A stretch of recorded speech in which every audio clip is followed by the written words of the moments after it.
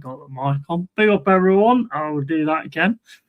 How's it going? I am the long-haired Yeti, and yeah, we're going to watch Leeds. I've lost the fucking... Where's that gone then? Okay, have I put that in the wrong place? No, it's not in the wrong place, is it? Don't know what I've done here. Oh, I will just do it like that. I don't know what I've done there. I did have a picture, but I don't know where the picture's gone. So that's that. God shit. Let's hope we can get the laptop on as well. Hope everyone's well.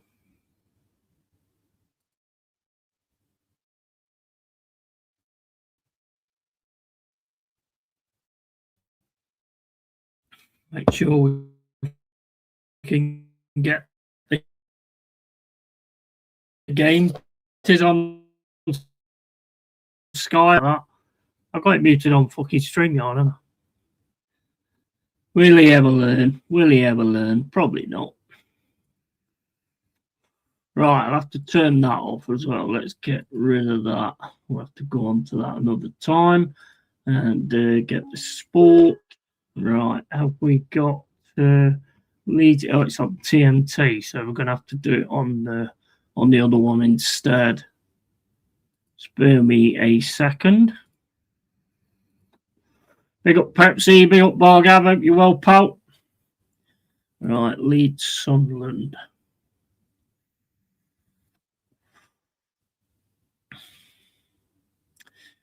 Moving crazily. It's a big game. We need Leeds, obviously, not to win to get too many points. And Sunderland's on like 37 points as well. So they've had a great season, though. Can't fault their season. But they could still sort of get pushed into it, I suppose. Right, there we go. Let's get that muted as well. And yeah, off we go. Do you mean upgrade? I have upgraded it.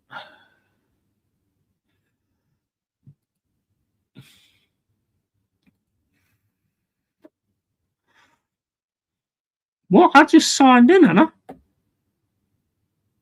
Very high.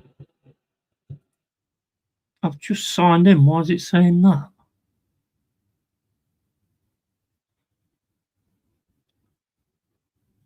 Oh, it's ran out. Oh, okay. Yeah, it's ran out. Right, okay. Let me try and get it onto something else. I'll be onto the chat in a sec, guys. I apologise. I didn't realise that had run out. Do we have it on here? Yes, we've got it on here. So use it on here instead. Hopefully this will be all right as well. Once again, Gubbenson. Turn it down again. There, right. I just need to sort the laptop out, and hopefully that's going to be working okay. Although I don't know why it's not on wireless at the moment, the laptop. There must be a button that you have to press. Imagine who's done that though. I ain't done that. I've never done anything with that. I don't know what's going on there. Corner, and that's headed away by Sunderland. And just getting this laptop sorted out. Get it on the phone for now while I'm doing that.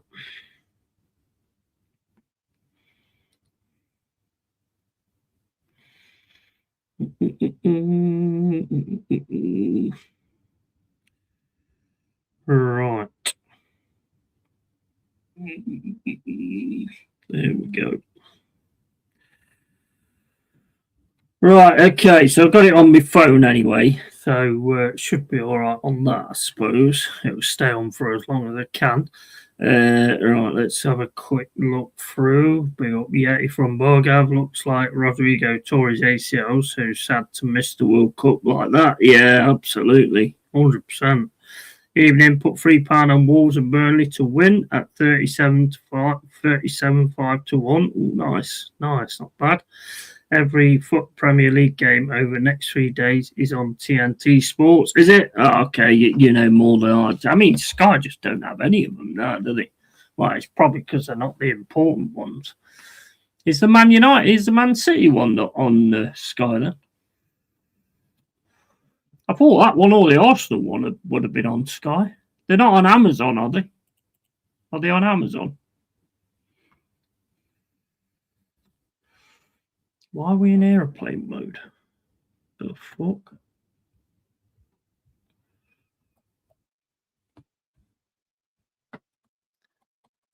Oh, mate, I tell you, I hate this laptop. This laptop is the worst I've ever had in my life. It's so slow.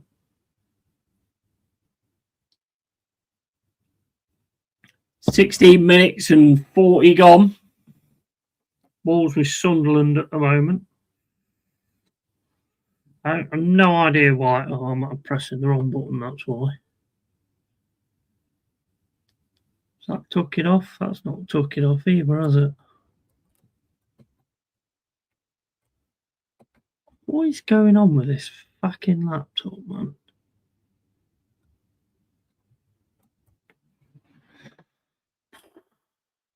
Right, let's see if we can. I do. Yeah, I can get that on there. Should be able to.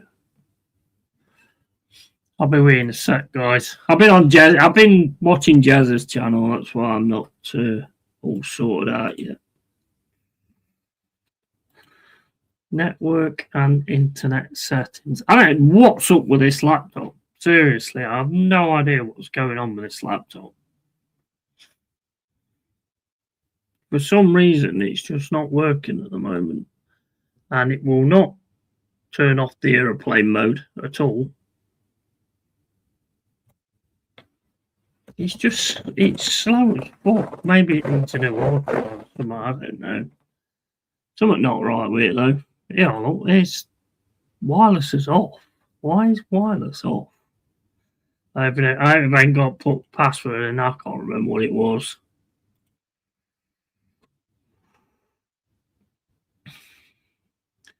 Right, we have now got internet. I don't know who turned that off. Did I do that when I was drunk? I might have done it when I was drunk, maybe. Possible. Just have a quick look on that. I'm pretty sure Arsenal Brighton's on Amazon. Sure, I saw that the other day that Arsenal Brighton was on Amazon. Let me just check that. Oh, you twat, Sky.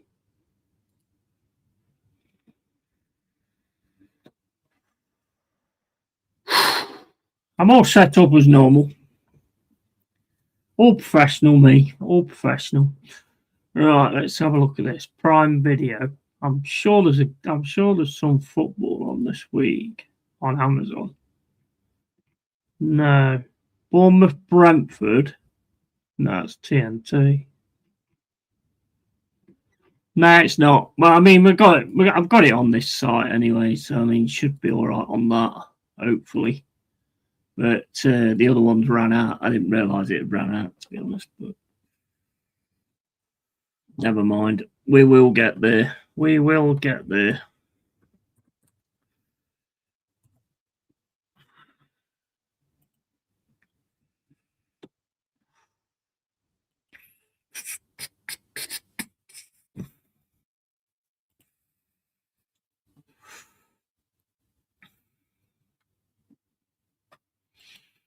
There you go. It says it on my FPL app page. All games are on TNT Sports. What is going on with Sky though? Because I mean, they put the price up for the football, and then they've got it on everything else instead. It's a piss take, isn't it? Really, absolute piss take. You can't afford to pay for both, can you? Nobody can afford. Well, I mean, some people will be able to afford to pay for both. I know I wouldn't be able to anyway. It's Sunderland. Ooh, good save, but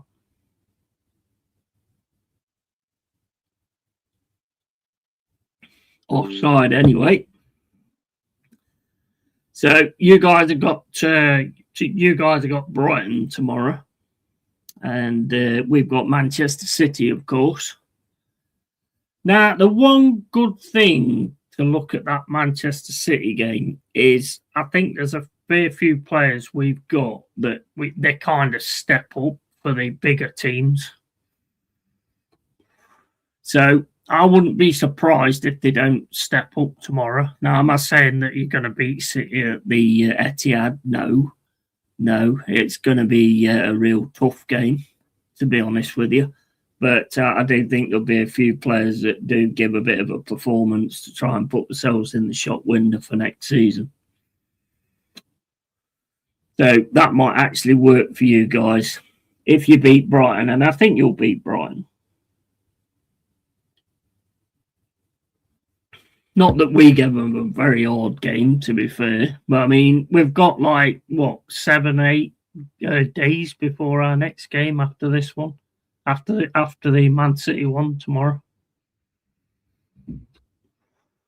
So at least that'll be the rest that they all seem to be crying out for. I mean, 3 days and then we're playing again. I mean, I thought your game might be on Thursday, actually. I thought ours would have been as well with us playing on Sunday.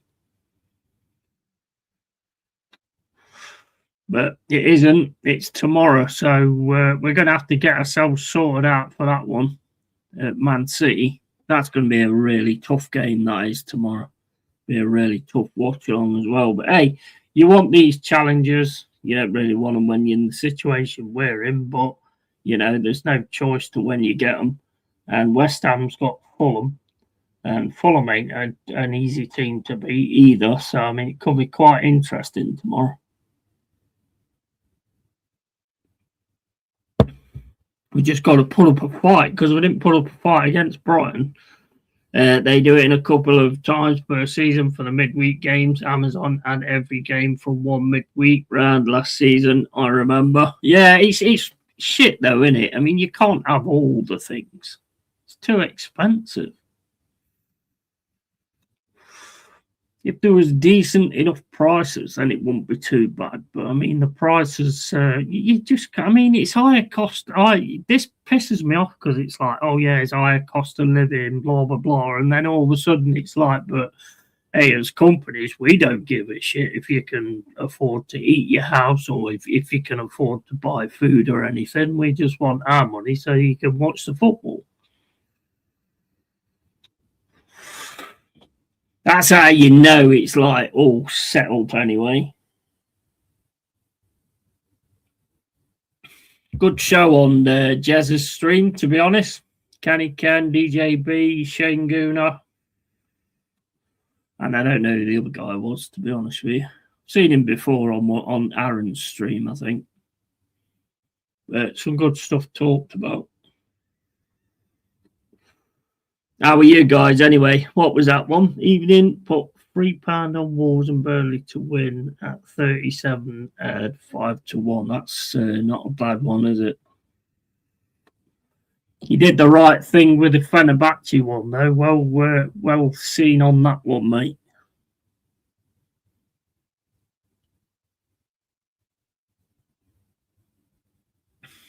I think someone in Jez's stream were trying to test me. Asking me, I don't know who he supports. I wouldn't be surprised if it weren't a sheep shagger, to be honest.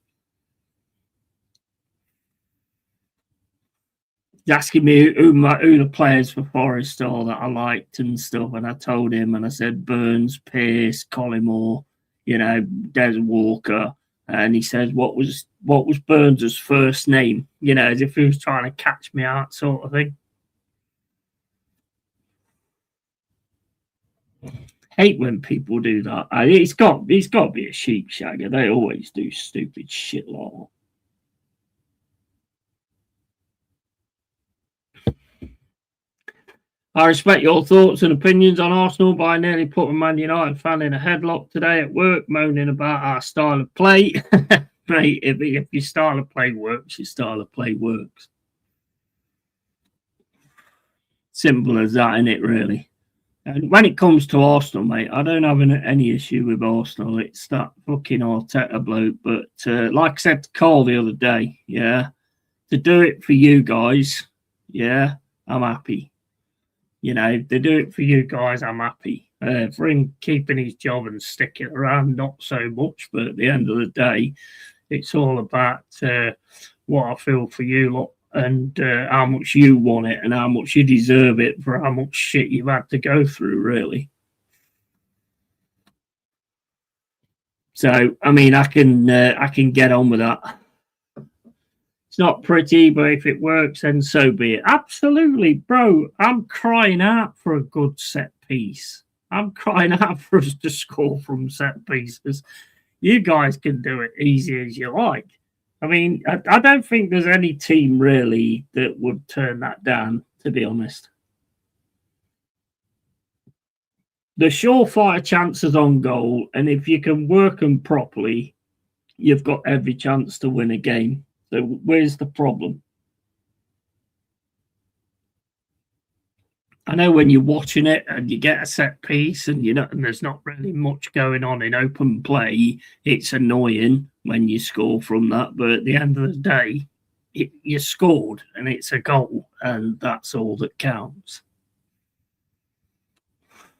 All that counts is you win the game, mate, regardless how you do it.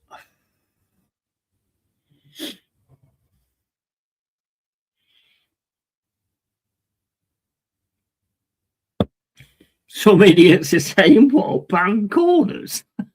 Ban corner? What we're going to do then? Carry on playing?" So if the ball goes into the crowd and the player's supposed to run into the crowd and start trying to kick the shit out of the ball and kicking shit out of the crowd at the same time. Ban corners. I've heard some craziness in my time. How the hell could you ban corners? It could make it interesting though. I mean, I have to say that would make it interesting if the ball went into the crowd and all the players just ran into the crowd trying to kick the fuck out of them to get the ball. That could make it quite interesting. But other than that, it's the most deluded idea I've ever heard in my life. Pat corners. Oh, mate.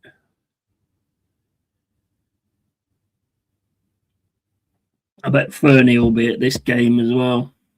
28 minutes and 25 gone. That does make me laugh, ban corners. That would make the game very interesting. That they're like a Royal Rumble in the crowd. Can you imagine it? And you'd have different supporters in different areas to make sure that they could win it. Yeah, I mean, it might be a complete other game, wouldn't it? All the fans kicking the shit out of each other to win the ball. That make the game even more interesting, I suppose.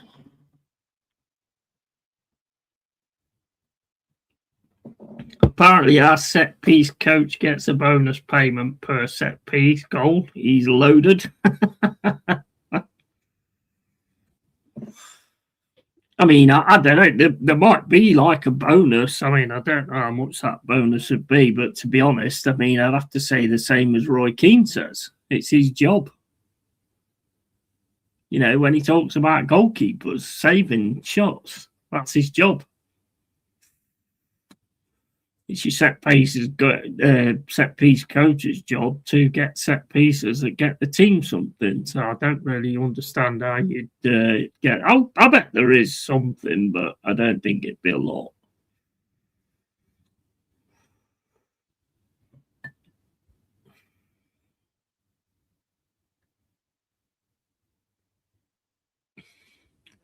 How do you see your game going tomorrow?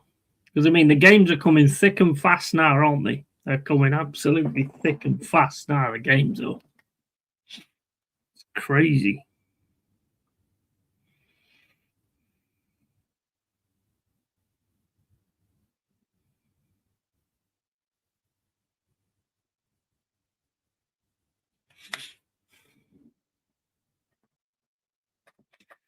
Still 0-0 here anyway. 30 minutes and 40 gone.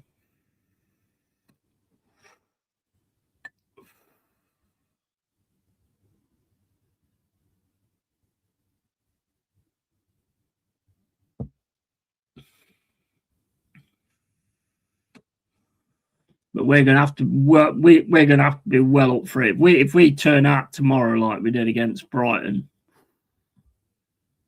that's going to be a long day. That is, Pepsi. That's going to be a long day for us, and for me watching it as well. Should win it by a set piece goal. Yeah. I'd love to see us getting them set pieces sorted out, mate. And the fact that we don't seem to, I mean, I don't know. I think he has brought something to it because we are doing that short set piece every now and then now as well. So I think that must be something he's brought into it.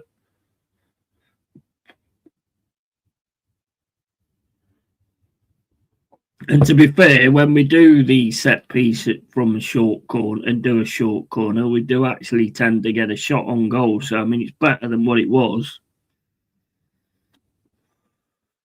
So, yeah, I'd work on that a little bit more. And hopefully get something like that. But you've got to put the ball on the net like you guys do. You put the ball on the net and it's so difficult to defend against. And there's every chance it can be hit got by your goalkeeper and then hit onto a player and into the net. So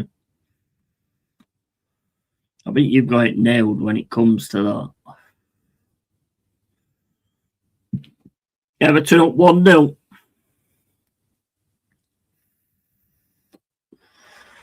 Nice. Who else is playing tonight anyway? So Bournemouth, Brentford, Everton, Burnley, and Wolves, Liverpool. Let's have a look at that. I think there's only really this one, well, Burnley, but that one don't really matter to us at the minute. But there's only really this one that really matters to us.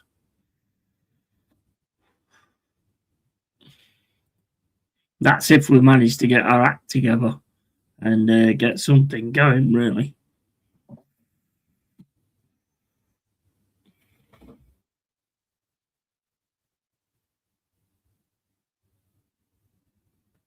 But I think there'll be one or two players who'll be really up for showing City something tomorrow. But it is going to be a really tough game. It will all depend kind of how we go into play it. I think it's one of them games where we're expected to lose anyway, so just fucking go for it. Just go for it. That'd be my best advice. Just go for it. What you got to lose?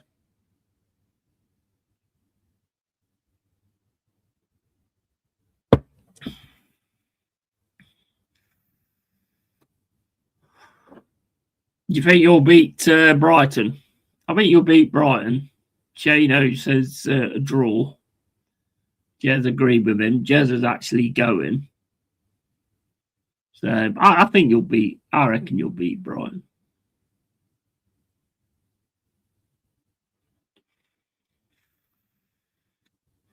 But you can't give them time on the ball like we did. But you don't normally do that anyway. Brighton's one of them teams for us. I don't know what it is about Brighton for us. We just seem to like not be there for some reason. I don't know why.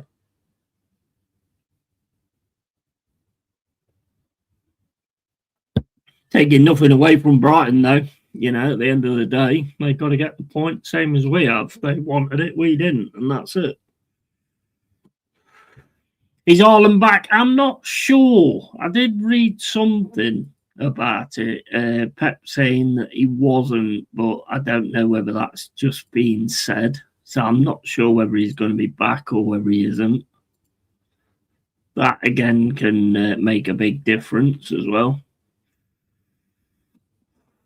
they're a good side. They've got Semenyo. You know, they've got many good players that can actually cause you a lot of problems. Cherky tends to cause us a lot of problems as well.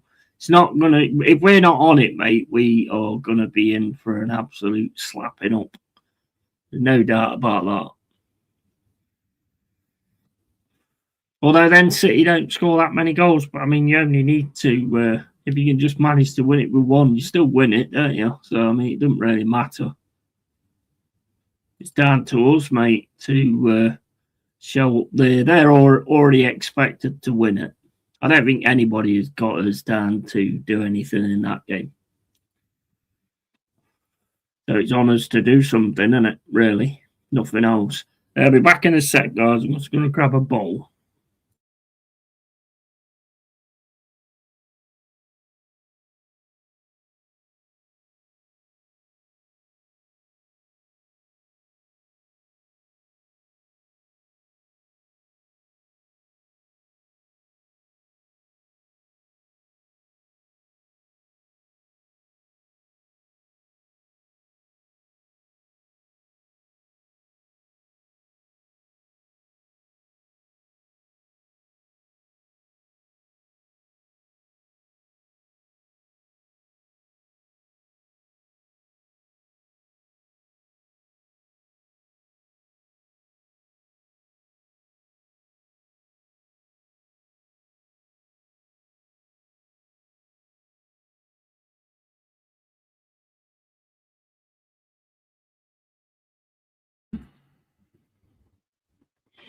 Put the water bottle right in front of my face. Right.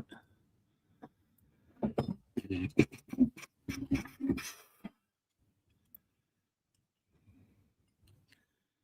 you know what? What you want to see is you just want to see some fight. That's all. That's all I want to see. I just want to see some fight. You know, not come away from a game and just think, well, you know what? We didn't deserve shit anyway. We didn't deserve anything anyway. That's the last thing you want.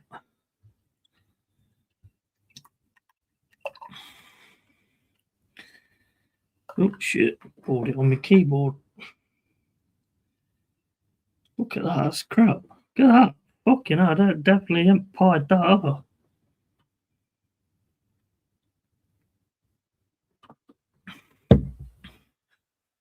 I don't think putting these in the fridge was a good idea. Seemed gone a bit flat.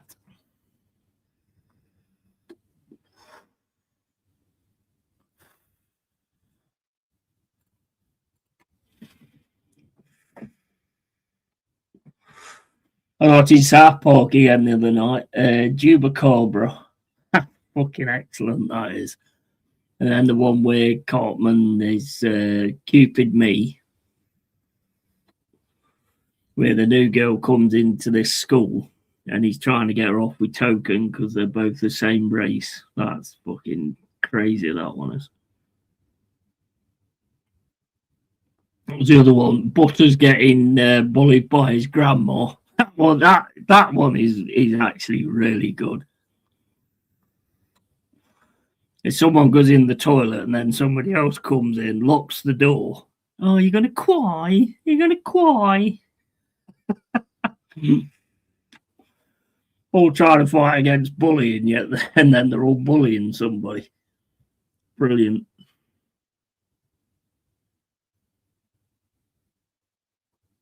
And then the zip lining one as well. I watched that one as well. That one's really well done. One of my favourites has got to be Make Love, Not Warcraft, or is Sunderland. Make War, Not Warcraft. That's excellent, that one is. That's so well done, that is. Being a Warcraft fan for many years as well. It's so well done, that episode is.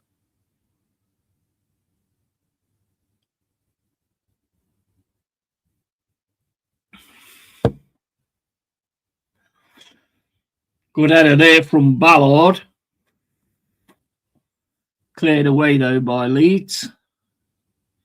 Leeds look at it, though. That's the thing with Leeds. They actually do look at it. We just don't at the minute. There's got to be a reaction tomorrow, but I mean, it's the Etihad, mate. I mean, it's gonna be a really tough game tomorrow. We're gonna have to be on our absolute A game tomorrow.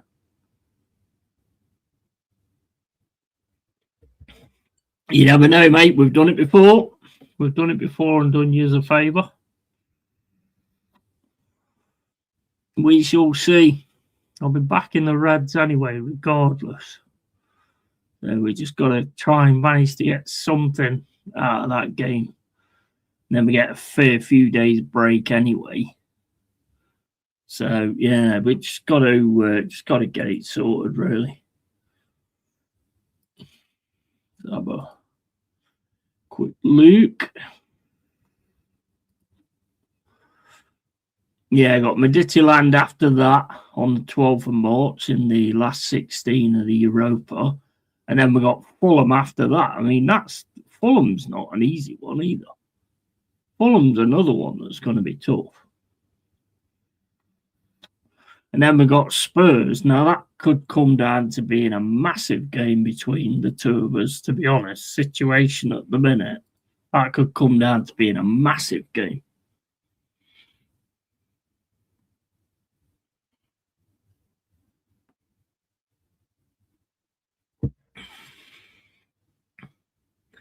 Hopefully, West Ham can give Fulham a really good. Imagine, like I say, there is a fair few days in between, to be honest, but could have West Ham working Fulham quite a bit, but not winning, hopefully.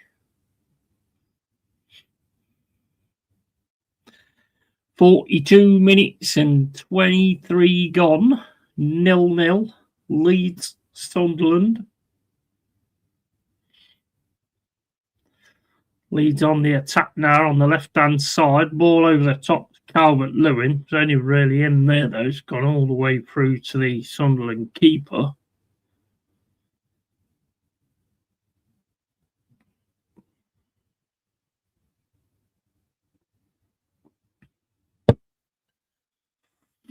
Leeds again on the attack in the centre. Bogle back to his keeper. Ball kicked down the pitch. Still with Leeds though, just off the halfway line, just over the halfway line now. Sunderland shutting down play well.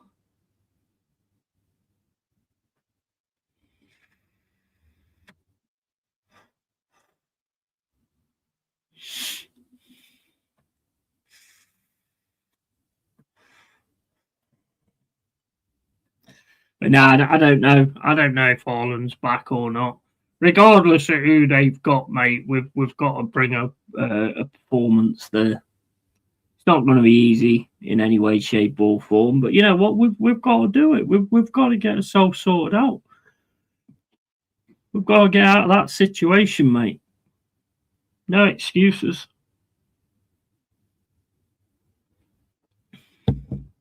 Not from me. Never be excuses from me. If we put it all out there and we lose, then, you know, just put it all out there. Let's give us a chance. Let's give us a chance to get something out of the game. It can be got at. There's too many big games tomorrow night. Yes. Yeah, absolutely. 100%. Totally too many big games. I said to Tom today, but I think he's started doing nights or whatever. But I was gonna do a show with him called Survival of the Shittest.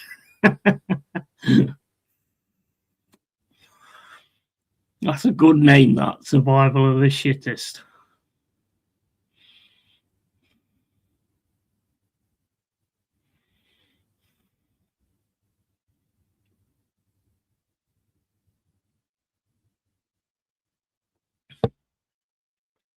Extra 2 minutes on the first half.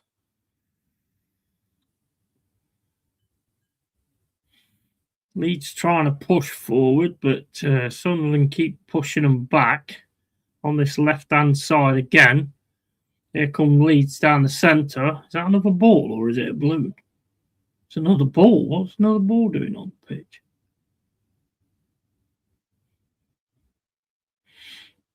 Who chucked that ball on the pitch? Is that the fans?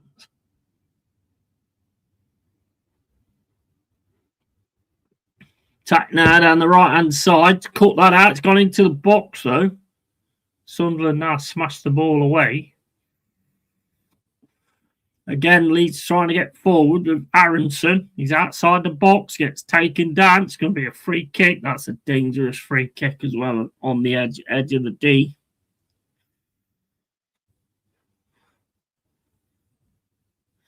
This is a big chance for Leeds.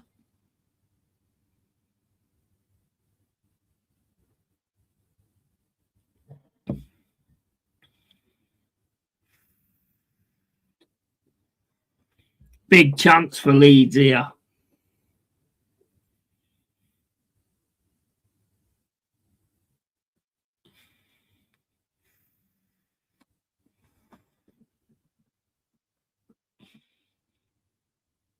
I don't understand. Why was the two balls on the pitch there? That's mad.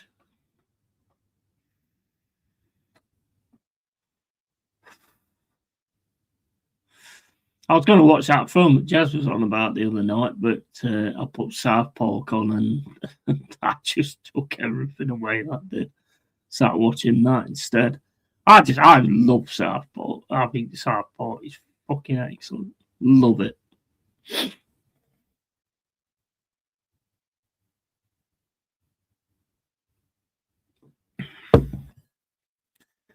Is this the trans rights channel? Depends. Are you trans? Are you actually a trans, mate? Because it's not really, I'm afraid. Might be another channel might be better for you.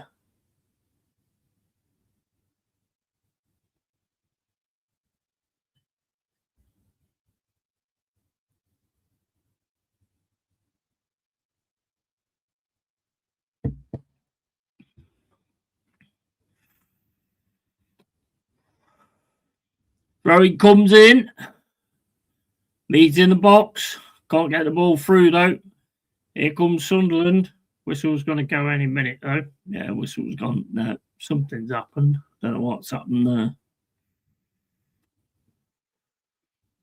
No, I'm not. Are you trans, mate? No, I'm not. Do I look trans? Do I look trans, mate?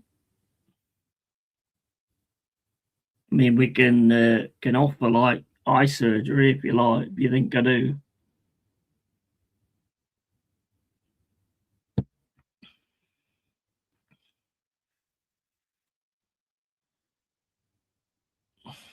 Off time, Leeds against Sunderland.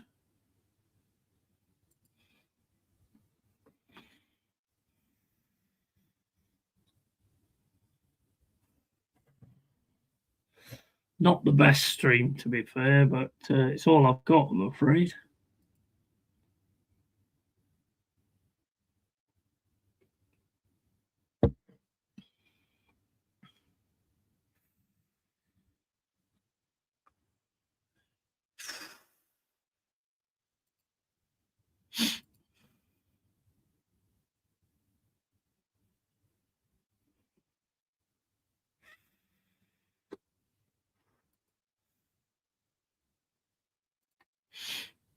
Have a look, see what it says about Haaland, but I did see some of the other day, but I can't remember what it was now.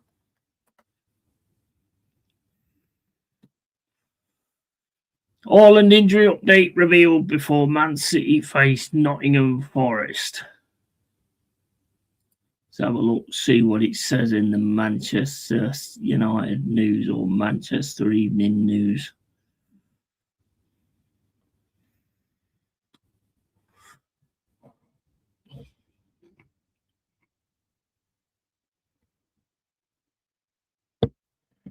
Says he feels much better, will be assessed after training on Tuesday before deciding if he will be able to play against Forest. Haaland missed the trip to Leeds with a minor injury. Yeah, it's only minor, so I reckon he'll be back tomorrow. Ankle problem. Yeah, I reckon he'll be back tomorrow. I can't see why not be back tomorrow, to be honest. Don't matter who they play, mate. It's what we do that matters.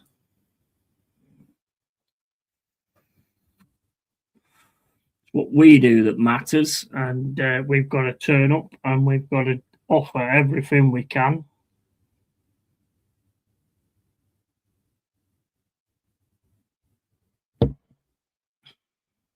And see where we go from there.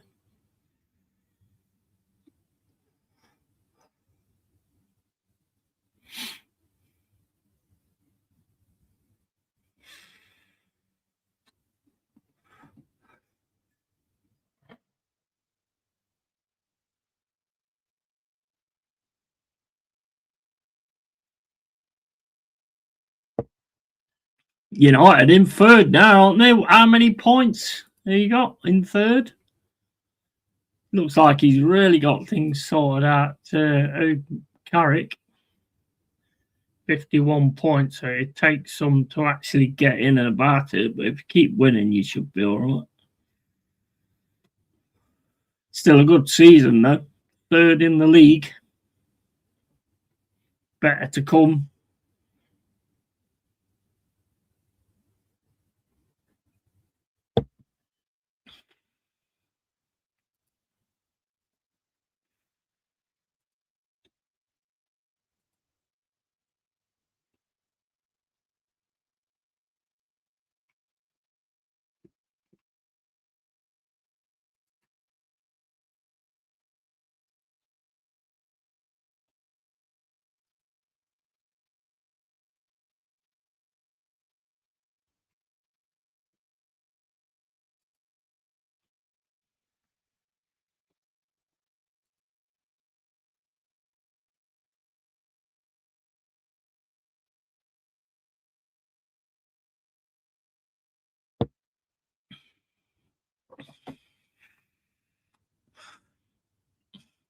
Why you got a proper like Man United thing anyway? Why you just got an orange M?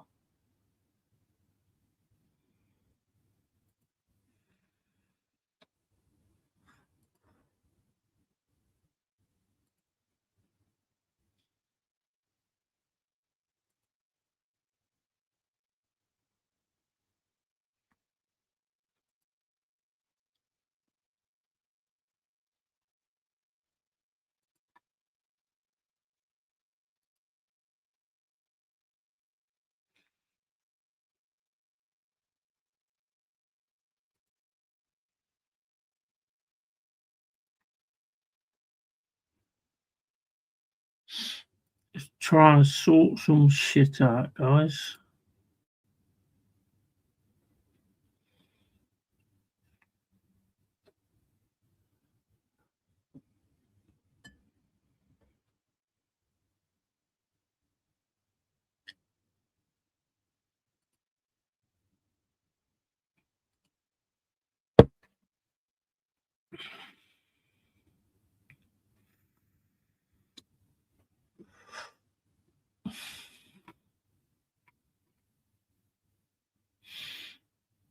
Actually, the Wolves Liverpool one's still on. Let's have a look at.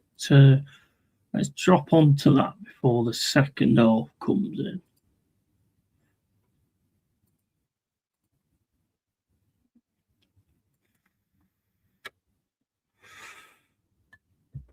Can Wolves get another surprise? At least they got more points than them sheep shaggers, though. Still leaves them worst team in the fucking Premier League. 10 minutes and 8 seconds gone.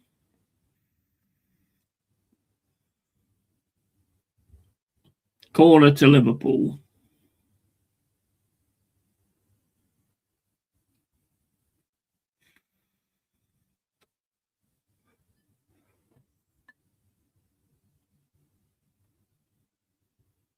Fucking stream stopped right as he kicked the ball. Lovely.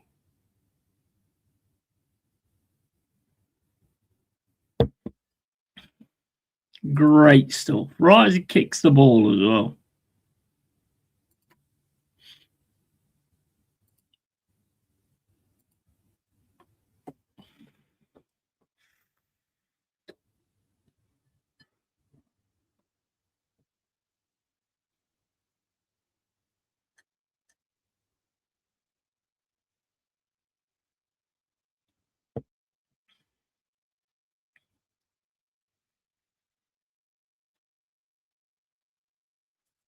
11 minutes and 20 gone. 0-0 Wolves Liverpool. Can Wolves get another shock? I'm just so glad they got 13 points. That's something I always look for in the Prem. Get more than 11. Every single one of them get more than 11. Yes.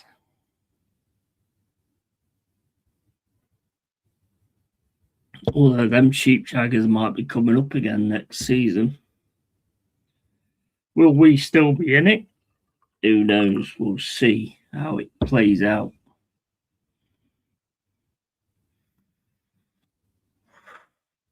Or will we end up with another manager? Who knows? Who knows what happened there?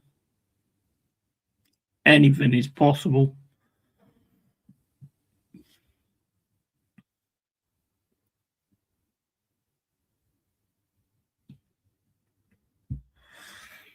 We've got a good team as well.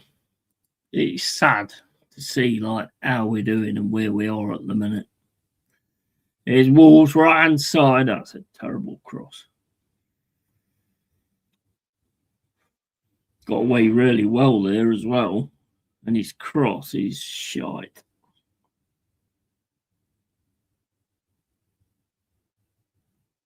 Not even getting any pressure on him or anything. Oh, that terrible cross. Lovely pass though. It's Kirkes. Can't get past him though. We'll still keep hold of it. Down the right hand side. Ball coming into the box.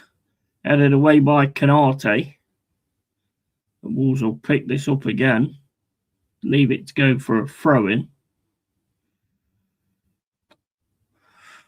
13 minutes and 28 gone. 0-0.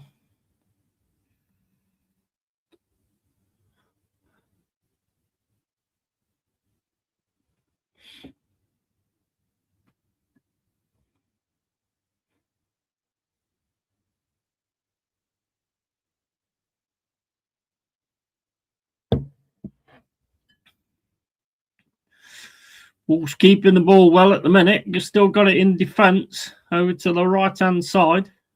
Has to drop it back. Back into the middle. Liverpool trying to press. Still Wolves though. Straight down the middle. Just outside the box. Don't know any of these players, so...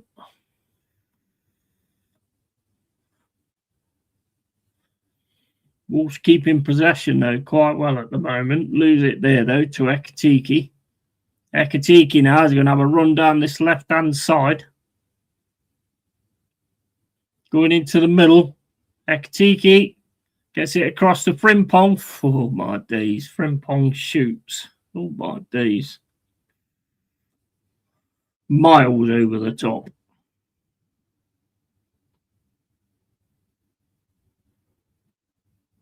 I'm thinking West Ham, but hopefully it's Spuds. Yeah.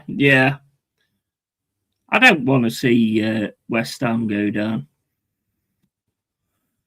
Although they have been around that area a few times, haven't they? But I don't want to see West Ham go down. But if it comes down to West Ham or us, then I think there's only one answer I'm going to have there.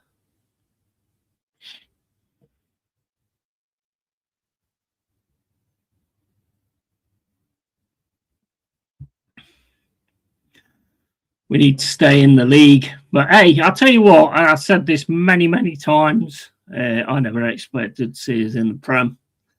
Not watching us back in the Championship all that time. So, to actually have seen that and been in that position has been amazing. Don't want it to end now, of course. Last season was fantastic. It was amazing to see last season. And if it does happen, if we do go down, then to me, there's only one person to blame. And that's Marianakis for me. But bringing in Ange Postecoglou.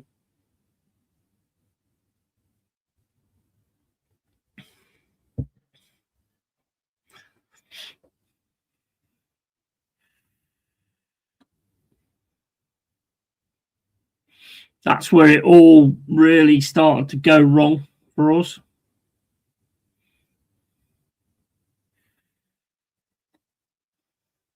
But hopefully we can get something sorted out and manage to stay in.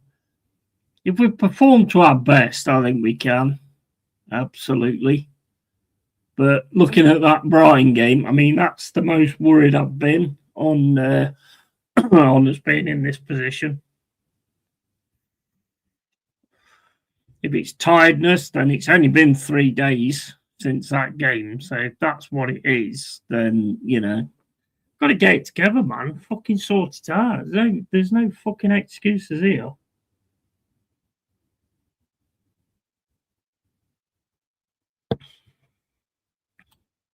No excuses. We've got the players to be able to do it, so we should be doing it at the end of the day.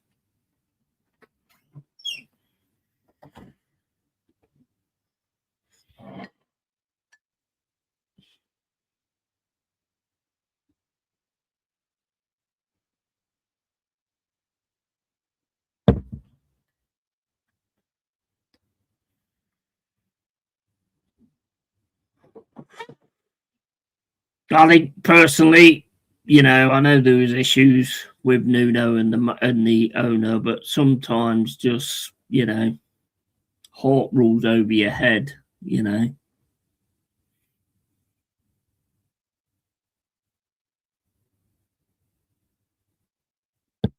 I don't think that was ever going to be sorted in that respect. Anyway, just getting that Postecoglou in at that time was just crazy, man, crazy.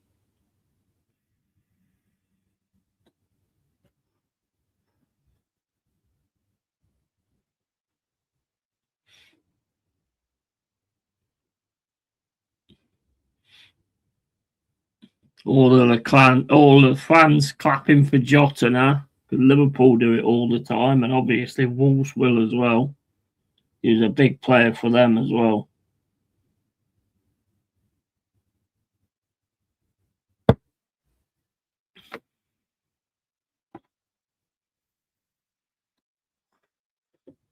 (18 minutes and 58 gone. Just see if the Leeds Sunderland is back on yet. No, not yet.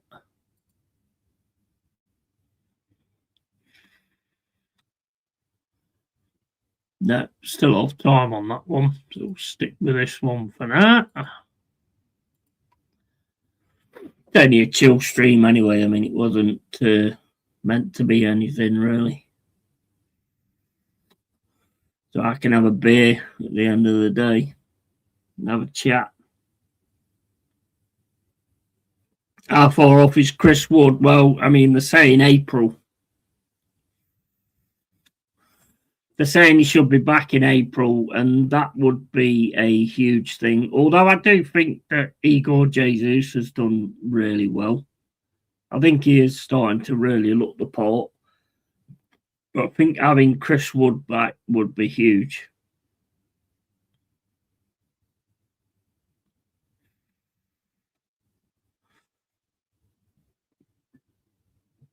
But even then, perhaps he's got to hit the ground running, hasn't he? He's got to get it going straight away. And we all know what players are like after an injury. It's not going to be an 100% thing. But it would be great to see him back.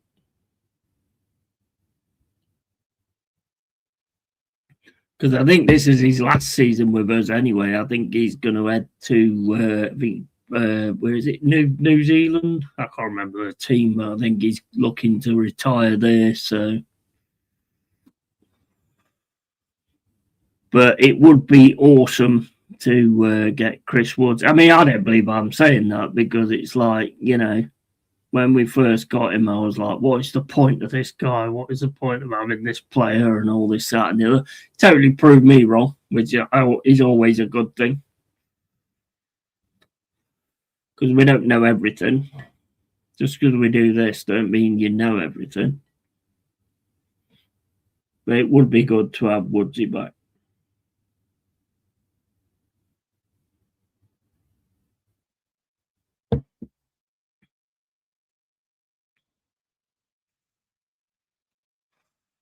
But again, it's going to take him time to get back in rhythm.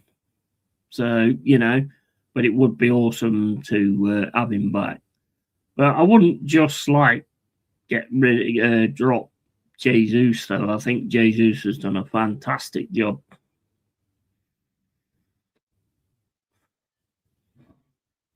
Luca, I'm not so sure on, to be honest. He's got a lot to prove for me. He's got a lot to prove.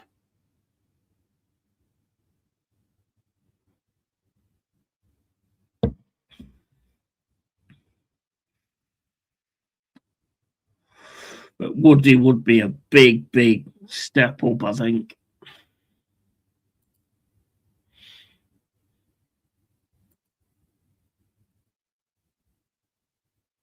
Right, back on for the Leeds game. So let me just drop onto that.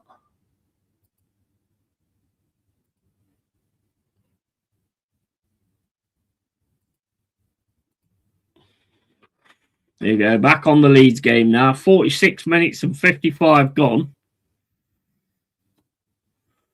Ooh, that's not a very good pass.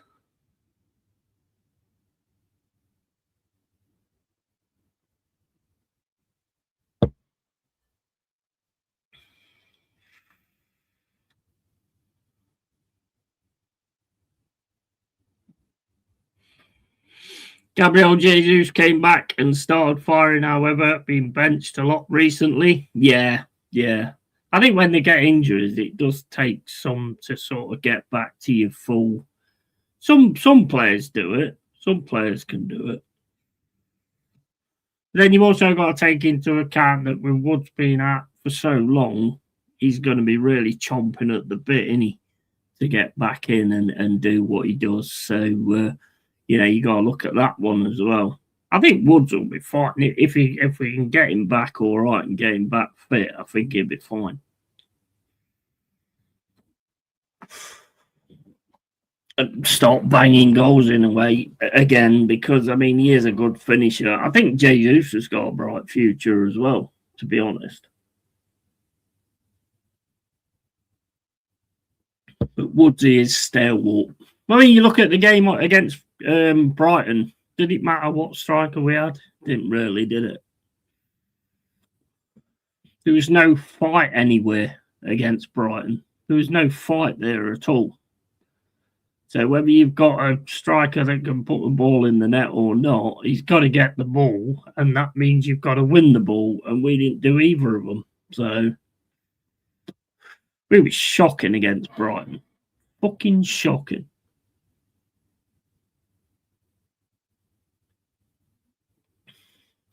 You look at many fans' perspectives on Facebook and stuff like that, and pretty much everybody has said that we deserved exactly what we got.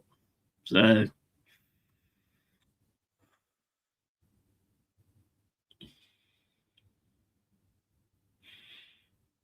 and I can't argue with that. Yes, there was a few official decisions, but whatever. Look, at the end of the day, none of the officials are any good for any of us.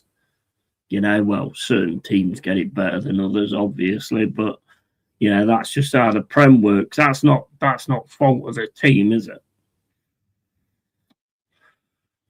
They're giving a team decisions and another team not decisions. That's not a fault of the actual That's not a fault of the actual team. Anybody would take decisions if you keep getting given them.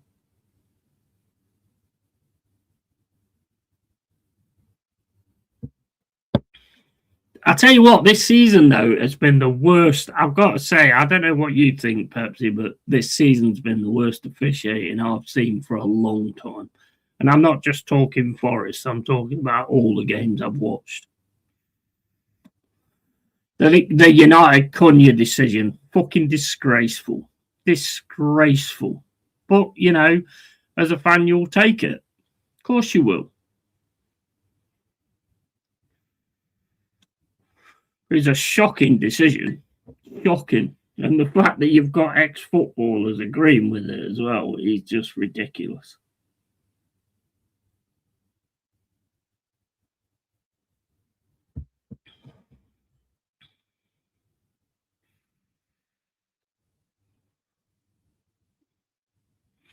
But there's always going to be certain teams that get the benefit of a doubt over others. Always. Top 4, top 6, whatever you want to call them, they'll always get the benefit of a doubt when it comes to decisions.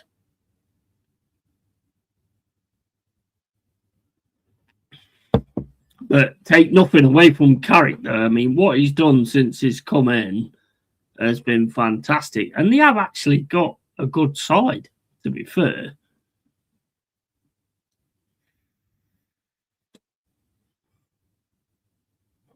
And the third now with 51 points. I don't think they're going to get in about it. I think they'll keep getting the results. I do think they'll keep getting the results. But whether they'll actually get in there and about it is down to the other teams dropping in it.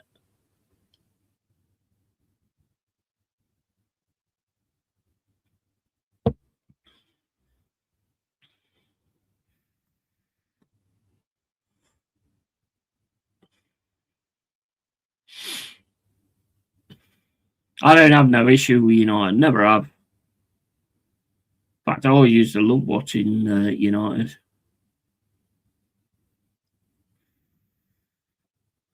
They're not my team, of course, but I used to like watching them.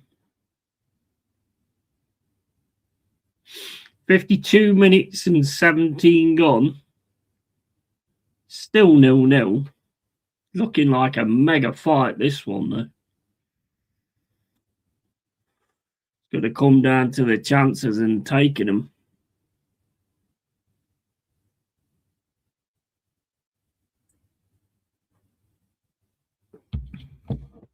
No point having VAR if not used properly. No.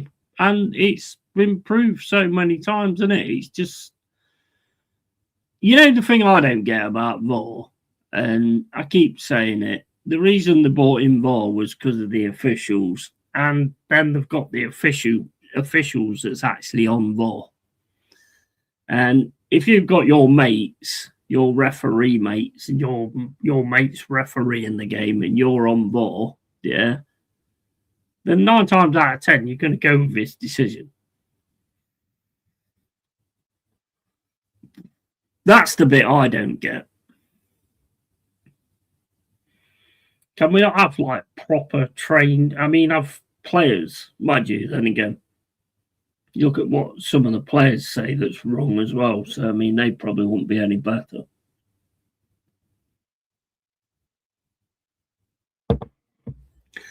I remember when Forest drew with United in their return to Premiership in '94. Stan scored a good goal. Yeah, absolutely. My favourite one was I was at the pub in Hucknall, and it was the one where Stan got in the middle of Bruce and Pallister, I think it was, and then lobbed Schmeichel. Stan was a class player. Stan was absolute class. Love Stan Collymore.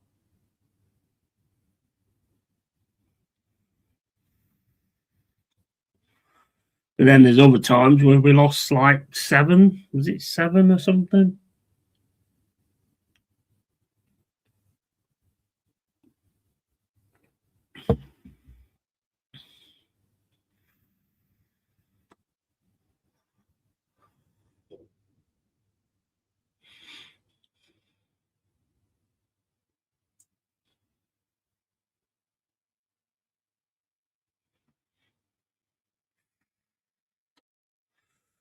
When United had Keane and all that lot, oh my days, they had one hell of a good team then. I can't remember what year it was, but they had one hell of a good team then.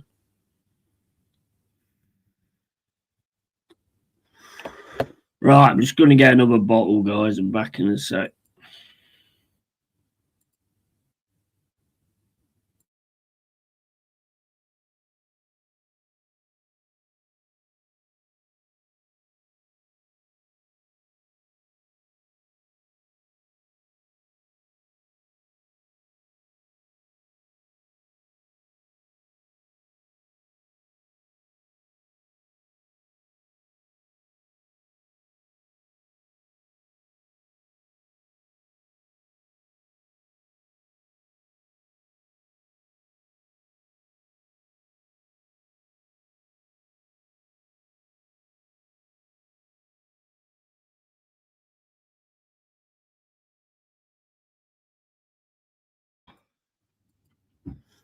I think the Man United fan left because he must have been disappointed that it weren't a trans rights channel.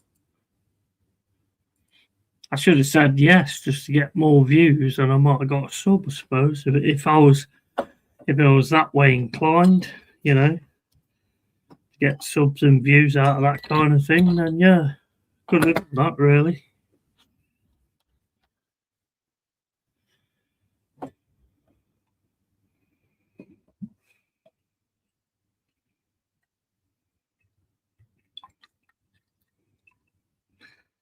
What is going on with this?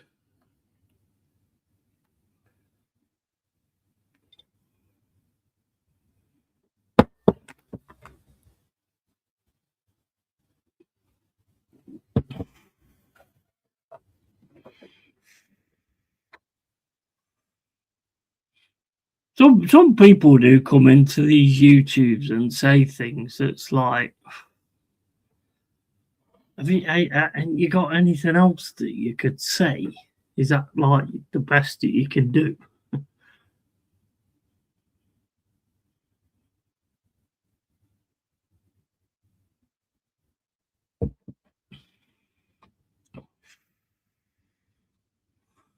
I mean, you could come in and say Forest is shit, or you could come in and say something like that, but no, you choose to come in and say, is this a trans rights channel?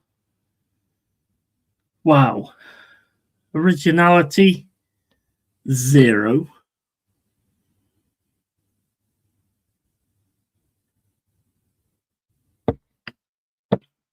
Mind you, I say zero. I mean, I don't think I've ever had anybody come in and say that. So I suppose I can give you points for that, I suppose.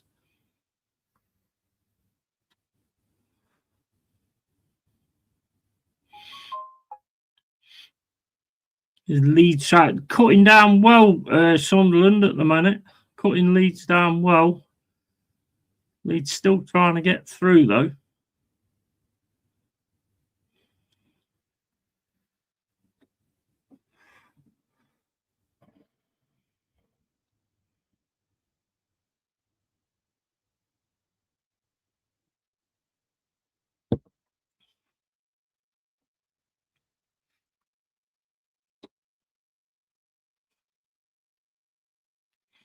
See how the other games are going.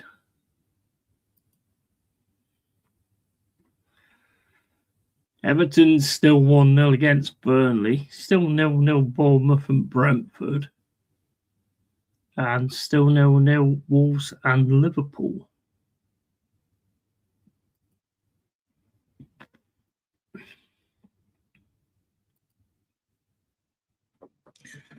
Like I say, the bigger ones are tomorrow, aren't they, really?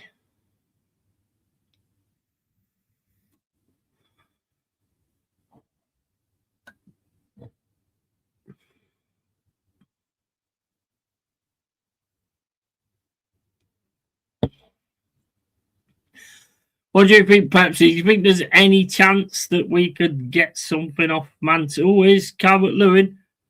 Oh. Gambled it. Do you think there's any chance we can get something off City tomorrow?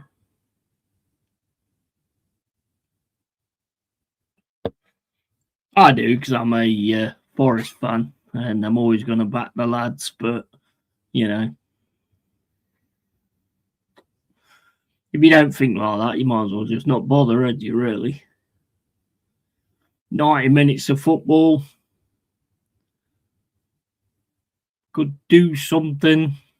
If we could defend well, maybe get a counter attack or something. But we're going to have to defend really well.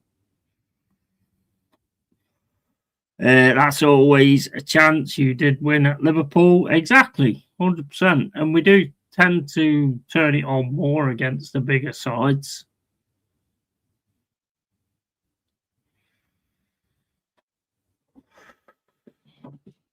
Mind you, I mean, that goal for Gibbs White against Brighton, I mean, that was a beauty, that was. And then we just gave it away straight away. That was such a frustrating game, that was.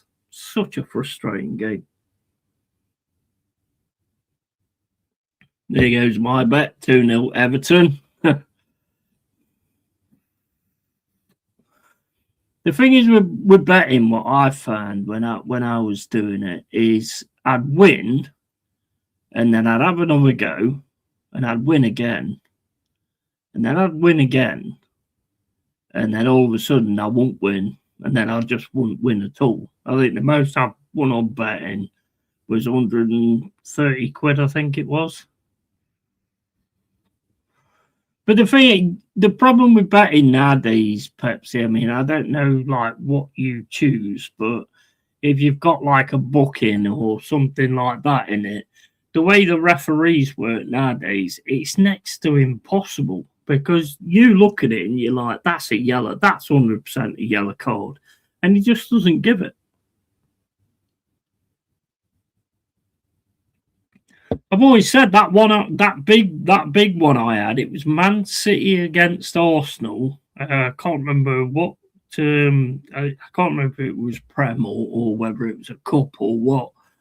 And I had the Man City player to go off. What was his name? I can't remember, but he got sent off anyway.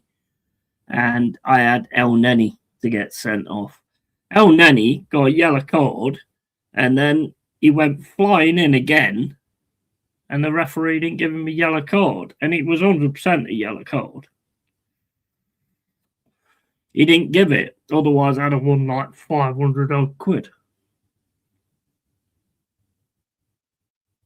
I had a few other things to happen, obviously, in the bet for that kind of bet, but you know, and the other things that happened, everything else had happened apart from that. This was before like the cash out thing. And he didn't give El Neni a yellow card when he should have given him the second yellow, and he didn't. And otherwise, I'd have won that. I think Wenger was the Arsenal manager when I did that. Pays to know a Premier League referee? Absolutely. 100%. Yeah, but I mean, just the very thing, though. Premier League referee. I mean, what is a Premier League referee now? Oh, Leeds have scored. Leeds have scored. Roden straight in the top of the net from a free kick. 63 minutes and 40 gone. Leeds fans going absolutely crazy. This is huge for Leeds. Leeds have scored 1-0. Fernie will be absolutely buzzing on that. 1-0 Leeds. See, I'm going to put it on here, but it gets called off. Then I'll have to change it. But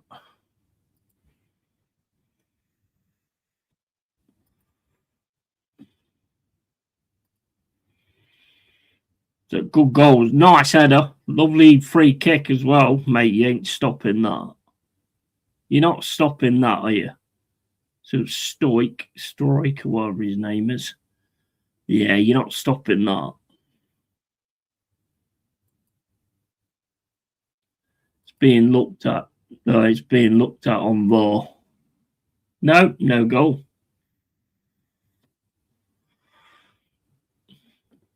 No goal. Don't know why. They deemed it a foul or something. I don't know. I couldn't. The free kick comes in. I think it's a foul on the keeper. Let's have a look.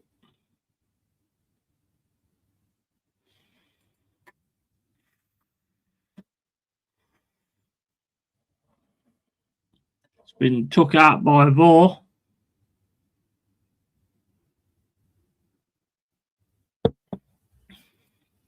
Getting the message across now.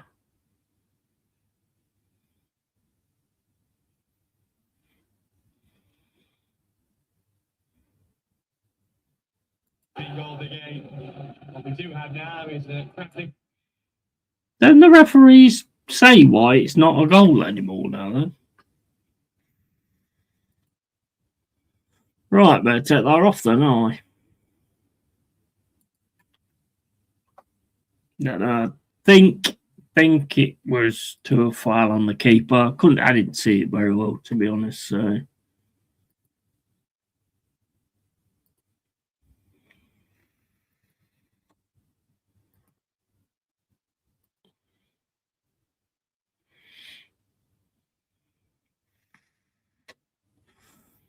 Oh, that could be an handball. He rolls that down his hand and then. Oh, that second flick could be a pen.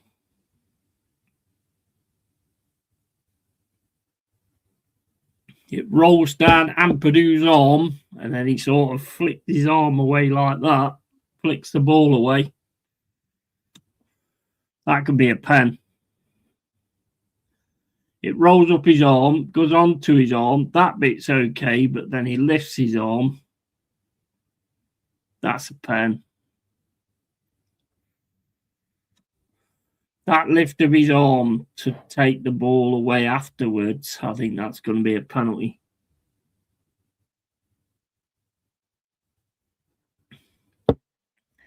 "67 minutes gone."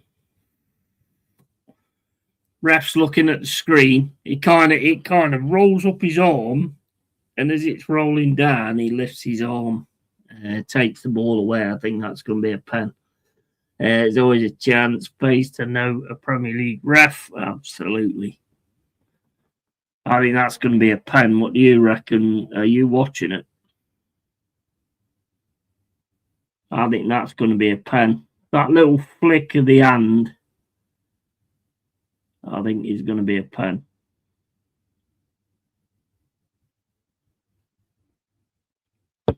Might get away with it, but his hand definitely does go towards the ball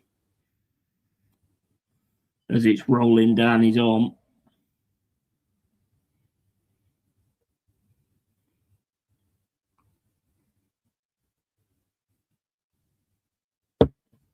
Now he's going to say something, I think. Yeah, deliberate handball. Yeah, it's penalty. Penalty to Sunderland. 68 minutes and 20 gone.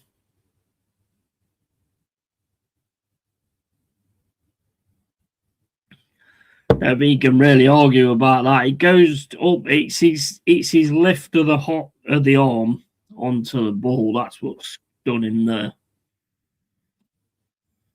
If he had just rolled down his arm, it'd been fine. But the fact he's actually lifted his arm to take the ball away, penalty.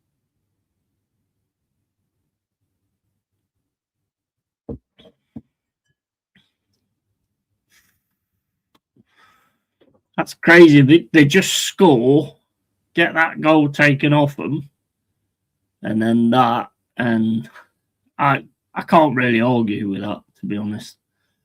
If he had just rolled down his arm onto the floor and they tried to kick it away, it'd been fine. But the fact it rolls down to his arm and gets to there and then he lifts his arm.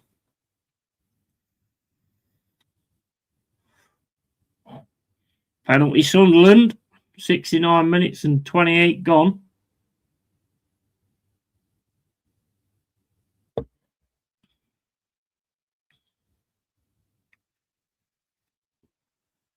Oh man, hit the keeper as well. Bounces over the keeper and goes in the net. Keeper went the right way, but it went off him straight into the net. 1-0 Sunderland.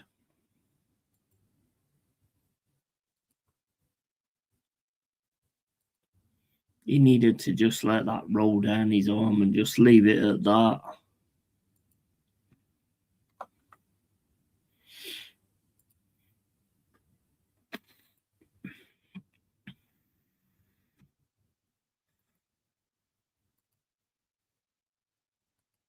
I'm not going to be taking that one off, I don't think.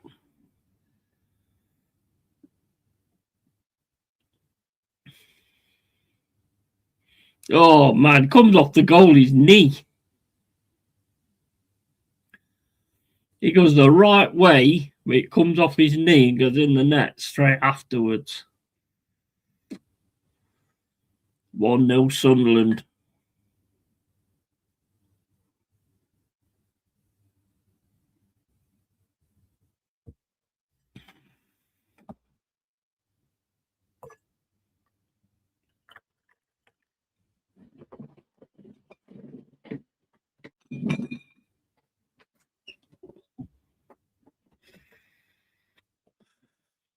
It's that flip up of his arm afterwards.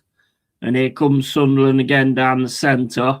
Leeds defend that well, though. Get it over to the left-hand side. Play the ball down the left-hand side. Nothing happening in the Bournemouth-Brentford game. Still 0-0. Yeah, did you see that one with Leeds and Sunderland? I can't really argue with that.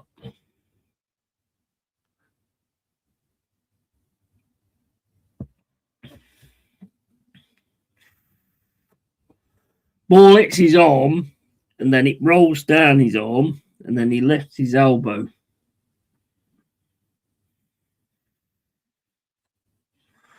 With Leeds now on the left-hand side, smash it up to Calvert-Lewin. Calvert-Lewin can't win that. Leeds getting in well here, though. They're in again. Over to the right-hand side. Shot comes in. Yeah, straight in the hands of the keeper. From Bogle. 72 minutes and 30 gone.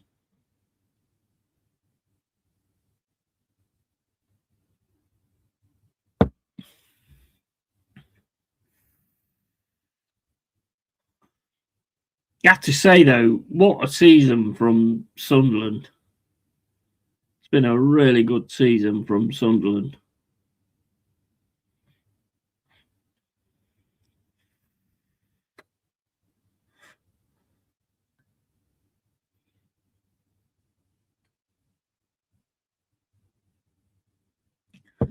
Jonto coming on there, and also Davis. Justin off.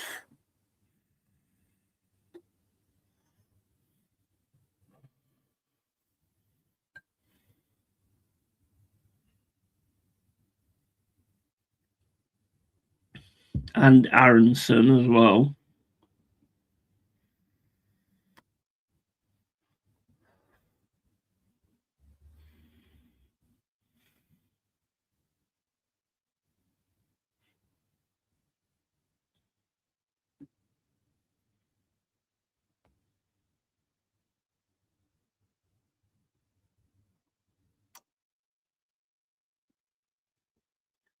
Sunderland on the attack again, cut out by Leeds down the right-hand side. Davis now trying to get past. Got plenty of Sunderland shirts on him, though, at the minute. Bogle to Roden to strike. Over to Gudmundsson. Gudmundsson's a good player. He absolutely fucking owned us in that game.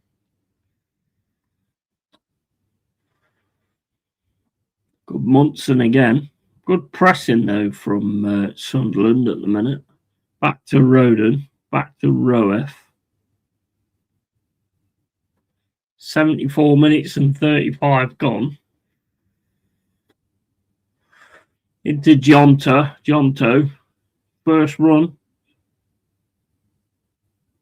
Leeds still got it. A lot of Sunderland shirts. Oh, it's just wide. Nice cross into the box. Calvert-Lewin misses it, though.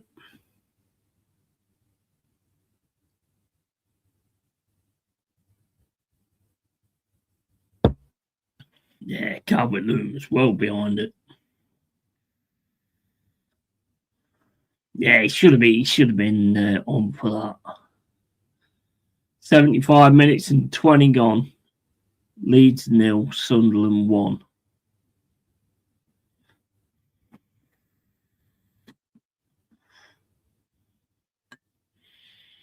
What do you do with your winnings then, Pepsi? Do you take your missus out for a meal or whatever?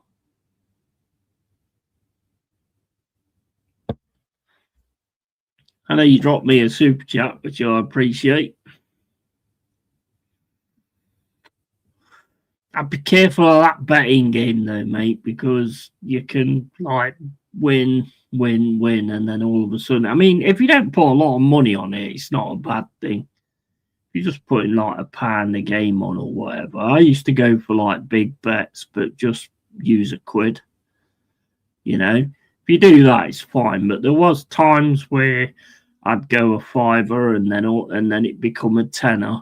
And that's kind of where I stopped it. That's where I stopped doing it, because then it just gets silly after that. Before you know it, you put. I mean, I'd never put silly money on it.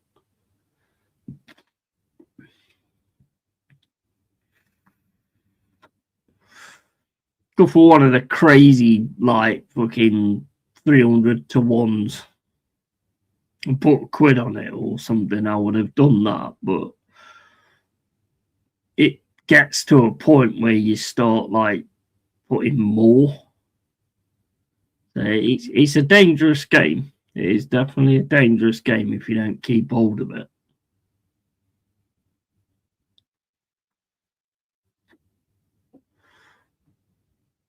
Many people were destroyed by betting. That was a mega dive, that was, from Deonto. That was a mega dive. Free kick to Leeds outside the box. That looked like a mega dive to me, that did.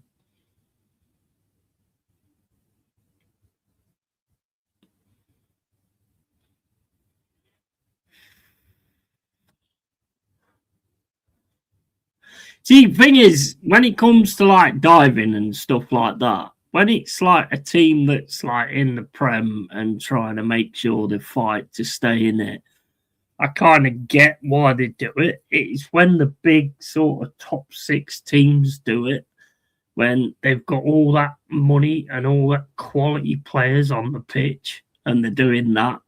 That I think is what bothers me. That's what bugs me the most. When you've got absolute quality out there and you're just throwing yourself to the floor all the time, it's ridiculous. It's ridiculous.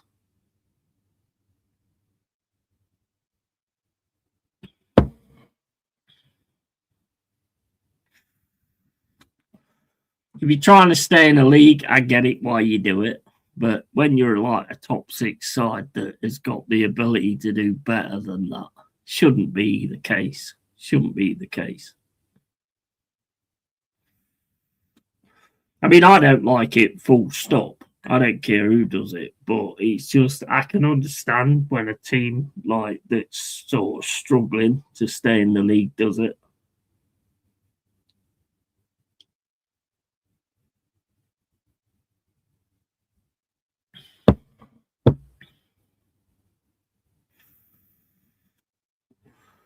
Team like Arsenal should not be throwing themselves to the floor all the time. You have got so much quality in your team. Maybe your manager realizes it or what. You know, you have so much quality in your team. Shouldn't be throwing yourselves to the floor.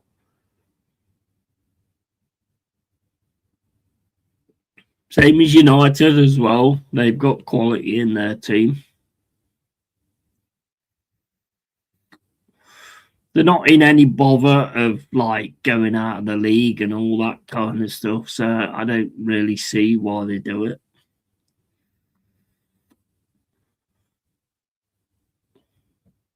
But like I say, nobody should be doing it anyway. But it is part of the game because the game's never done anything about it. Every now and then they'll book someone for diving, but then it's not carried on consistently for everybody that dives.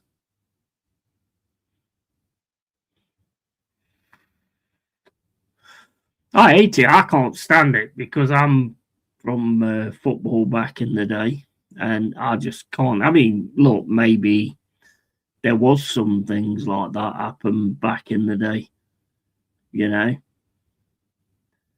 But I don't think it was as prevalent. If you see a forward trying to get a ball off a defender, the defender will drop every time. Every time. If a player puts his hand on his shoulder, the defender will drop. And he gets the decision every time.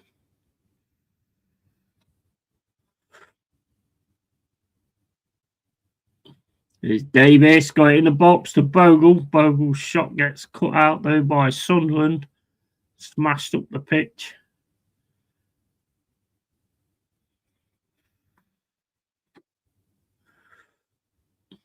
Leeds now with Bogle on the right hand side. Plays it into the middle to Ampadu. So over to Stroik. Into Giotto. On the left hand side. He's quite a tricky player. His shot goes wide. 81 minutes and 42 gone.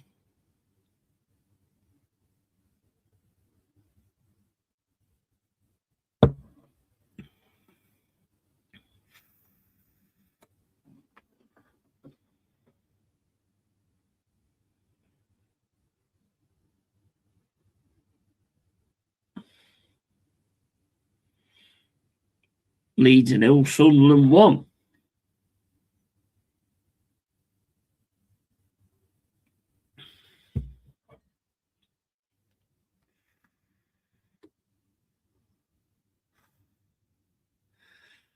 Leeds with it now in defence. Stroik. Back to Stroik. Played down the left hand side to Gudmundsson. Gudmundsson plays it into Giotto.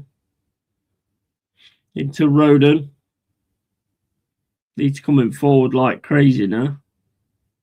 Right hand side with Davis. Davis can't get the cross in, gets a corner.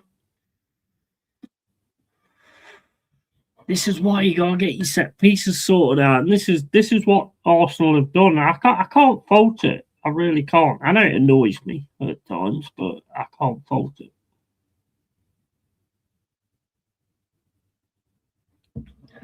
Two substitutions coming on now for Leeds. Bogle and Gudmundsson off. Pirro and Bijol on.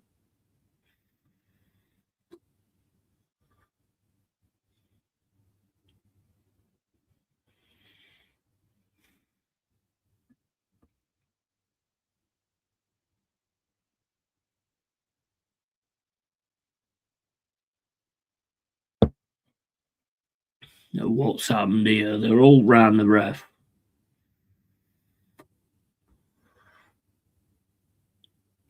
What's going on here? I think 09's getting sent off, is he? No? What's going on here? Let's have a look. 09.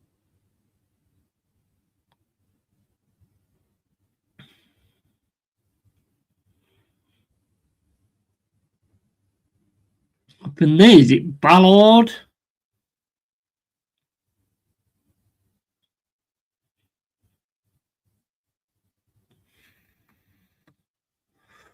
No, I can't see what happened there.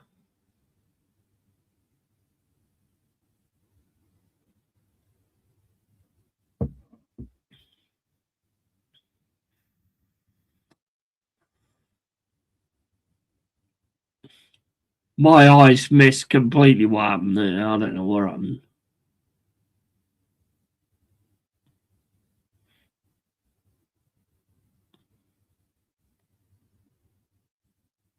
Ball into the box from Leeds. Still got it on the left-hand side. Yeah, you dived there, mate.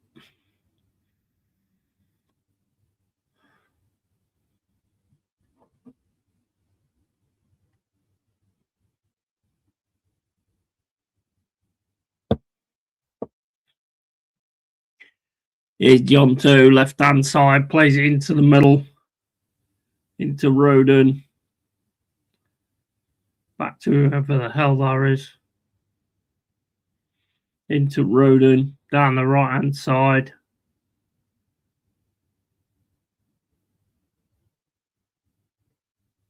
Roden on the right-hand side.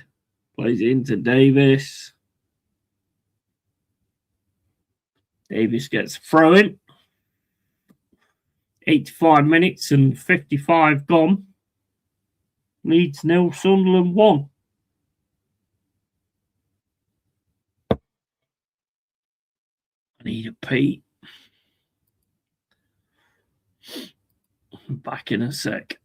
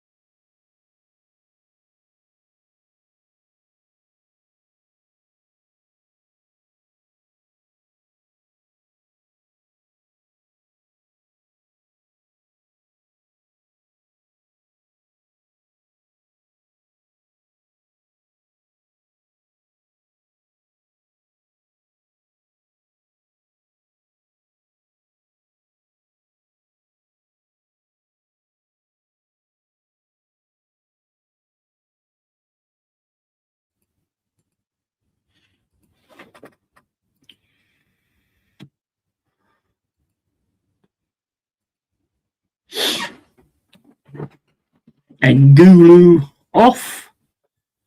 Traore on. 87 minutes and 45 gone. Leeds 0-1 to Sunderland.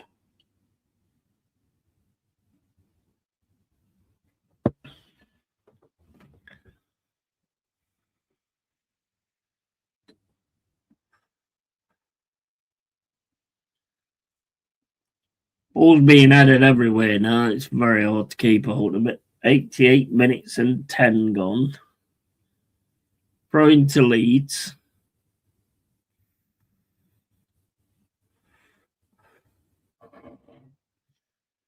Leeds now give it to Giotto on the left-hand side. Giotto back to strike.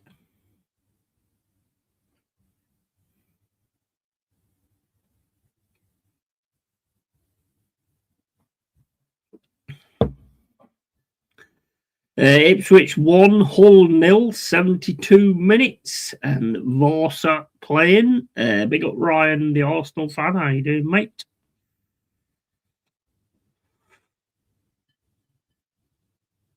Ball over the top there. Giotto should be able to get that offside anyway.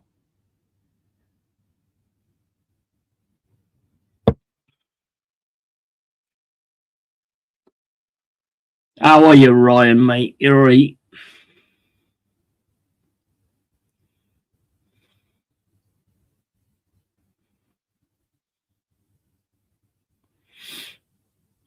Leeds with it now in the centre. Man, this stream just keeps skipping all the time.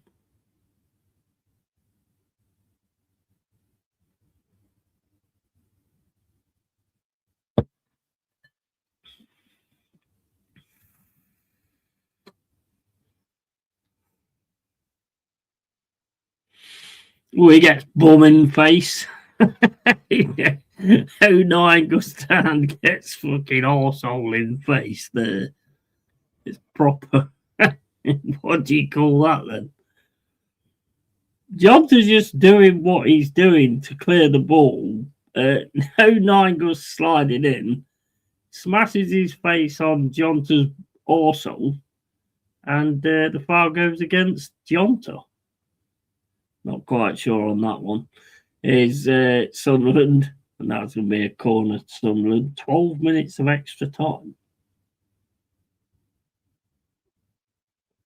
Do you know what? The fact that we keep getting so much extra time just says to me that the referee, the officials ain't doing their jobs.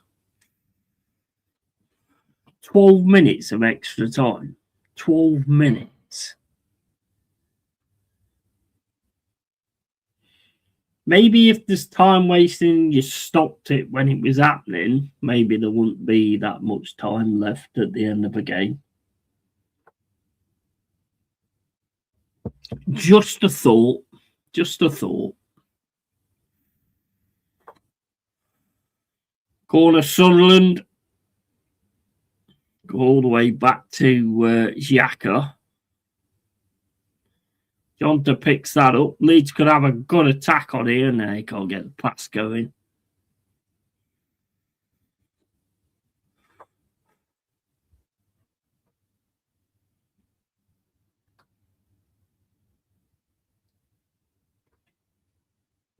That is ridiculous, honestly.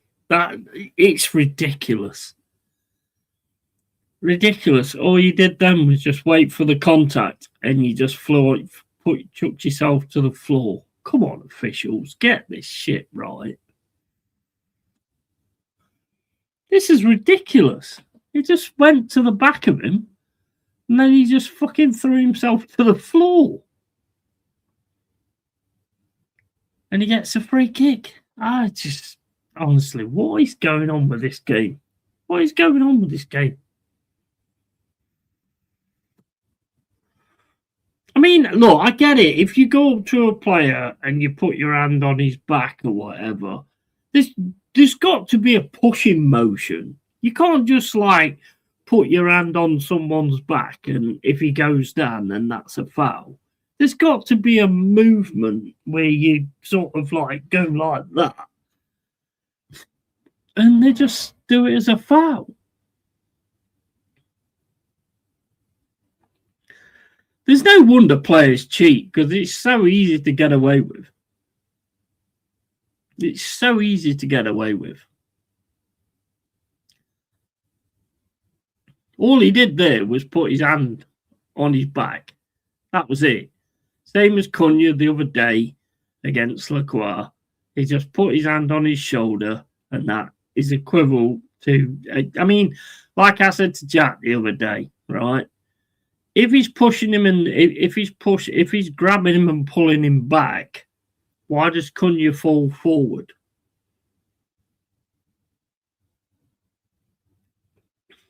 Surely, if he's grabbing him on the shoulder and pulling him back, surely he would go backwards, not forwards. It's common sense, isn't it? Common sense.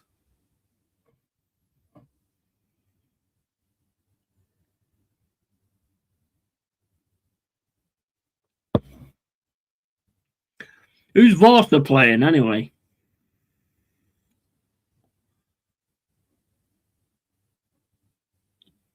It's just to me, it's just pathetic, and you can't take it away from it being the officials because I don't get it. I don't get it.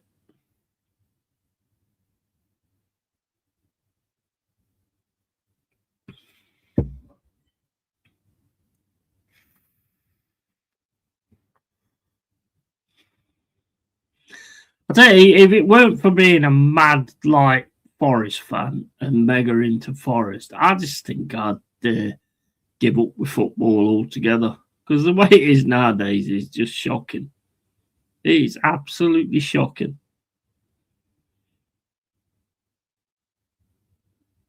On the right hand side now, Leeds trying to get down the right hand side. See, that's a good tackle. That's a good tackle. Thrown to Leeds on the right hand side. 95 minutes and 10 gone.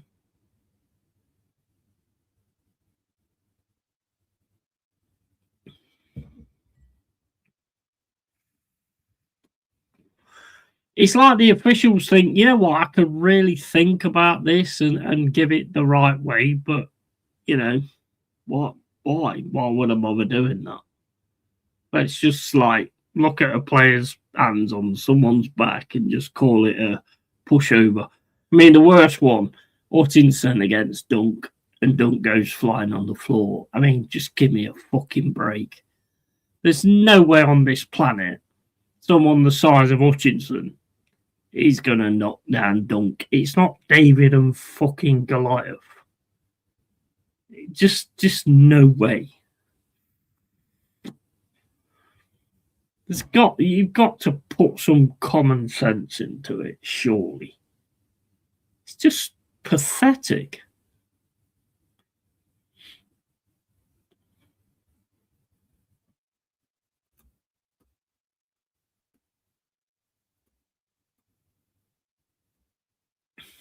Leeds now get down the left hand side to James. It's James, not Davis. Keep calling him Davis. Here's Leeds playing the ball outside the box. There's a fair bit of time to go. Ampadu gets it down the right hand side to Jonto. Jonto gets the ball into the box. Oh, it's defended well, to be fair, by Alderette.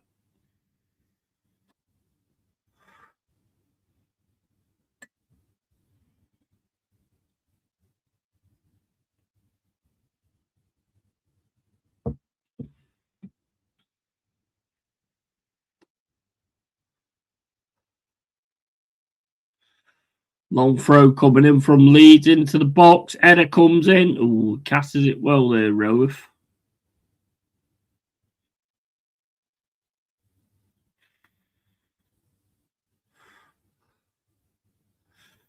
Actually, I don't think that's Roeth in goals. Eldorado or something.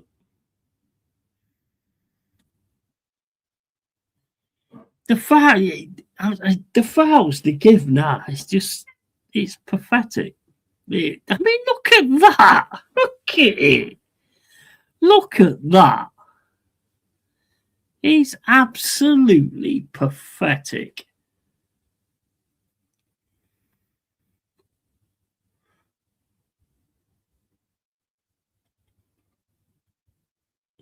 Just throw themselves to the floor all the time. It's absolutely pathetic. Here comes Jonto. He's on the right hand side. Got to get past him. Don't touch him, mate. You'll give him a foul. Fucking hell. It's pathetic.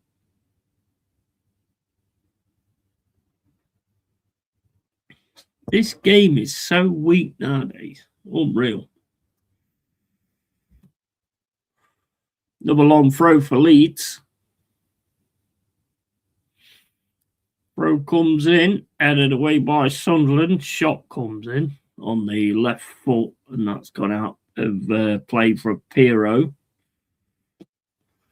Goal kick. 98 minutes and 53 gone.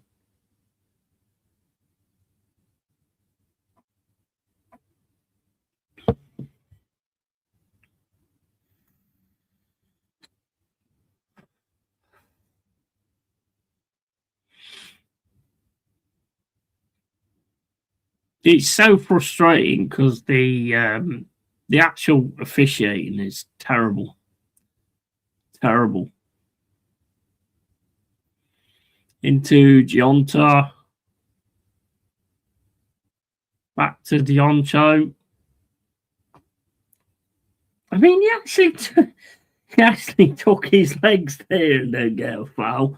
Yeah, if you just put your hands on someone's shoulder, you get it. That is just fucking crazy. What a load of bollocks. Back when we used to play at school and all that kind of stuff, you proper took someone out if there was a foul. Nowadays, all you have to do is put your hand on someone's back and that's it.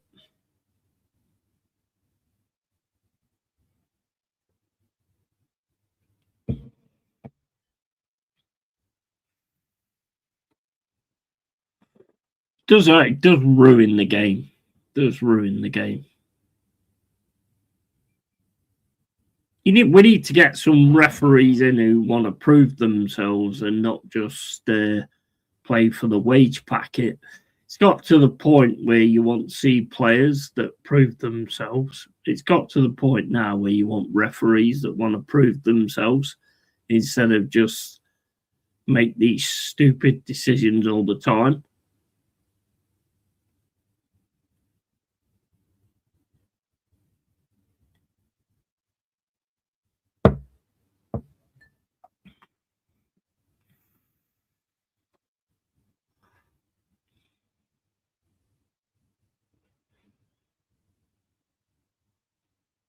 Leeds now on the left-hand side.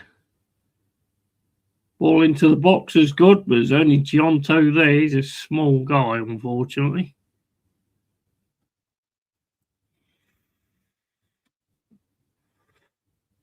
Not long left to go now. Leeds 0, Sunderland 1.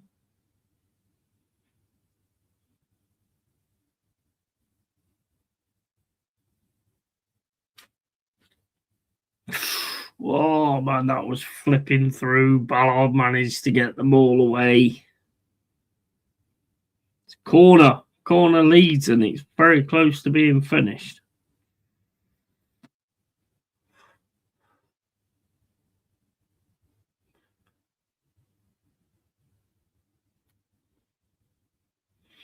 Yeah, straight into the hands of the keeper. No good there. I ain't got no drink in that. You can give them all the wank signs you like, mate, but the officiating's shocking.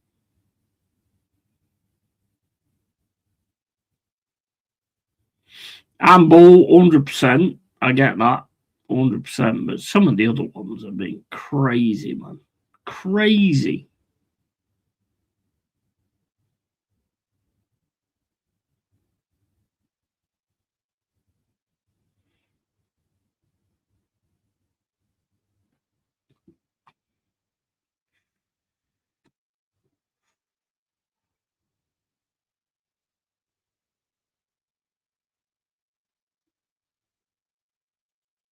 That's it. Full time. Sunderland win it. 1-0. Again, all you have to say every single time is just shocking officiating. Just absolutely terrible officiating. Not saying that they would have done anything more, but you know, it just gets so annoying, just gets so fucking annoying going on about that kind of stuff all the time. Drop over to Wolves against Liverpool. It's still 0-0. I'm going to nip and get another beer. Be back in a sec.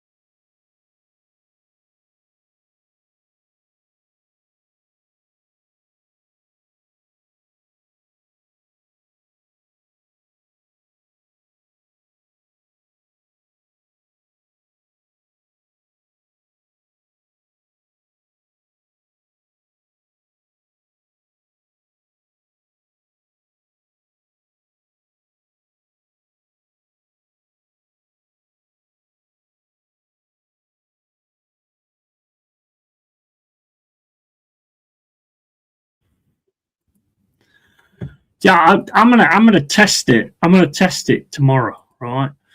I'm gonna go to the supermarket. I'm gonna put my hand on someone's shoulder and see if they actually like fly over and fly over on the floor. So I'm pretty sure that's not the way that it goes in real life. But I'm gonna give it a go. I'll give it a go. I'll touch one or two people's shoulders and see if they start rolling around in the supermarket. I don't think that's the way it's going to go, is it? It's just ridiculous. It's unreal. It's unreal.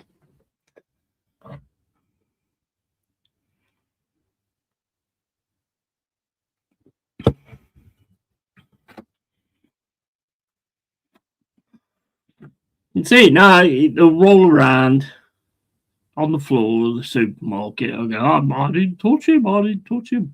Get out of the store. You're banned because you pushed that person over. It's bollocks. Absolute bollocks. Corner Liverpool.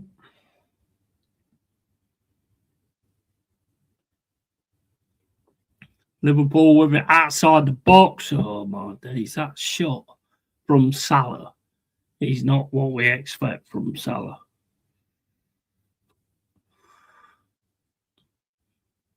The football, even the quality. You know what? Even the quality of the footballers is going downhill massively. You know, it's really going downhill.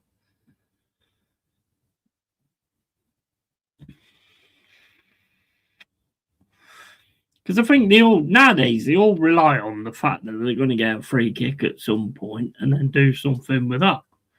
That's why it's important to do something from set pieces.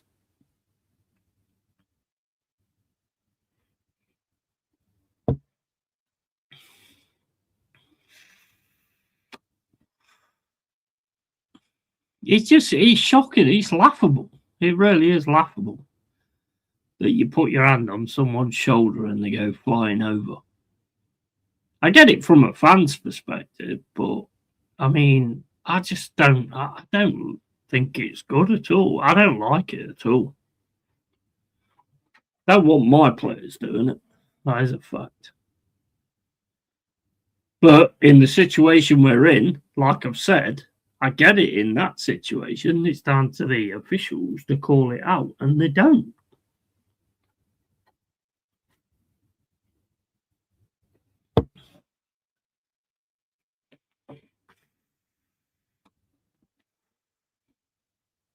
Such a sad state of football. You sit and watch some of the games from the 80s and the 90s and stuff like that. It's totally different. Totally different.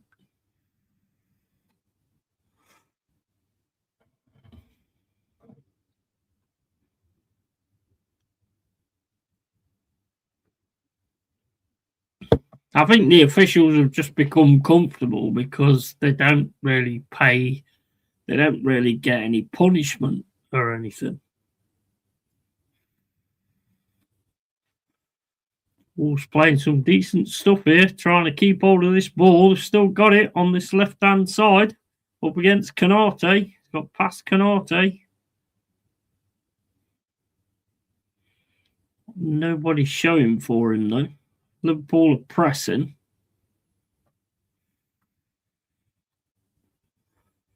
All the way back to the keeper.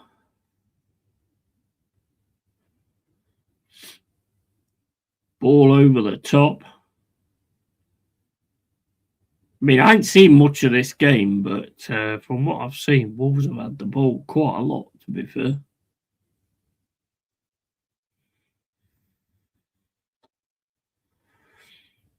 Oh, Liverpool picked it up here. Now with Salah. See, that one I get. That one I get. Because he did actually fly in onto Salah. And take his ankle out. That one I get, because there is contact there. But this thing where you touch someone on the shoulder or you touch somebody's back or whatever, and the player goes flying down. And some of the ex-players are at fault as well because they turn around and say, "Oh, well, if you feel any kind of contact, you have every right to go down." Fuck off, mate. Fuck off.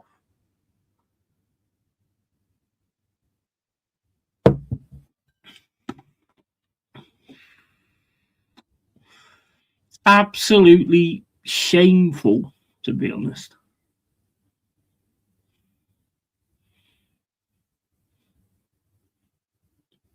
And these refs get paid more now than they ever did. But they're okay. They're comfortable with it because they get away with it. So why would you not do it? I mean, I wouldn't. I'd call it exactly. I'd just turn around to the player and say, "No, mate, you acted like an absolute fucking bitch, and you're not getting a free kick. In fact, I'm going to give a free kick to the other guy, and I'm going to give you a yellow card just for being a fucking bitch."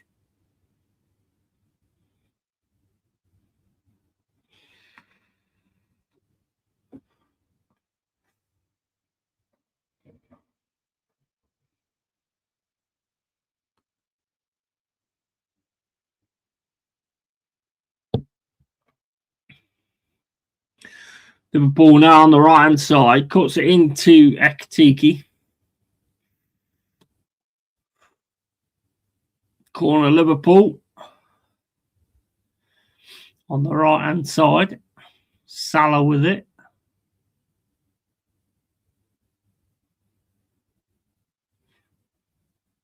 Why did someone say to me the other day that they're on about banning players talking like that because they might be offending somebody or some? What the fuck is that all about? What world are we living in, guys?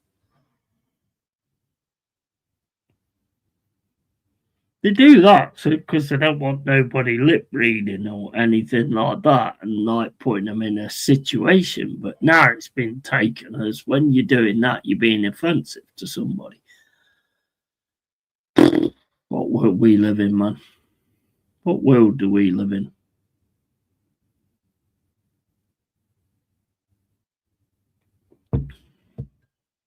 It's crazy, crazy.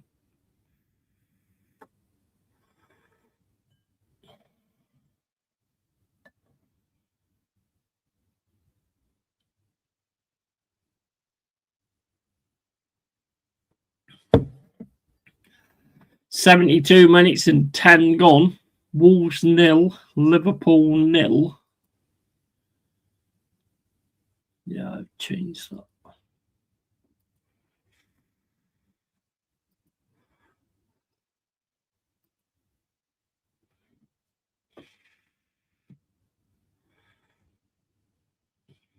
I ain't seen one in this game yet where you get touched on the shoulder and go down like a little bitch. I mean, I don't know how that works, to be honest.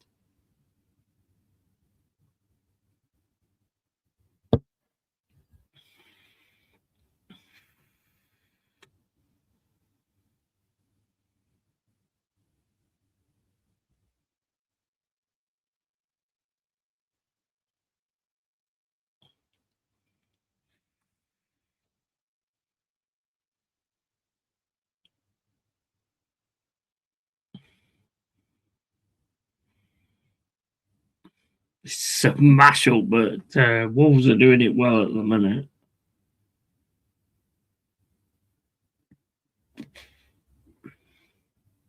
And that's cut out on the right hand side now with Salah, and he's cut that ball away from you.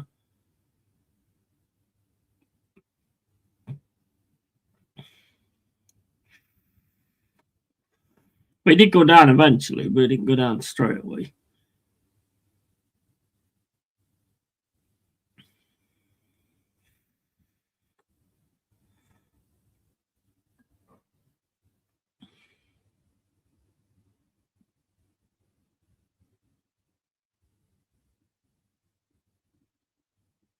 Corner Liverpool, 74 minutes and 4 gone.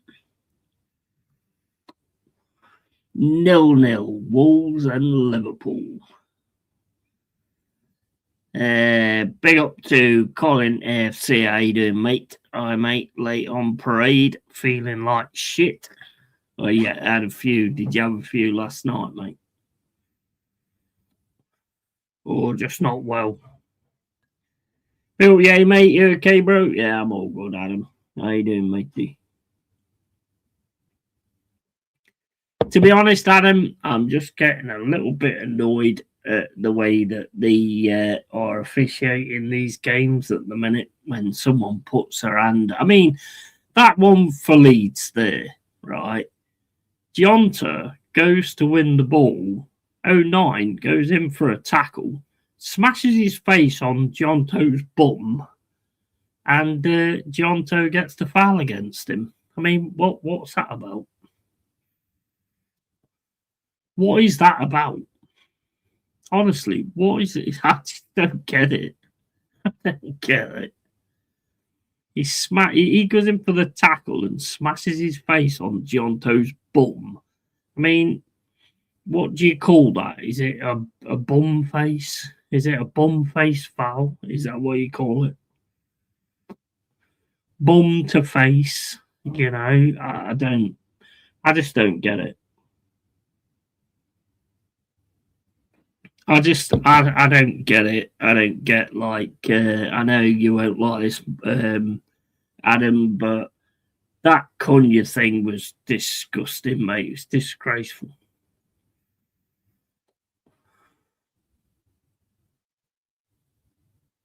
It was disgraceful. I mean, he put his hand on his shoulder and he goes down like that. It's disgraceful.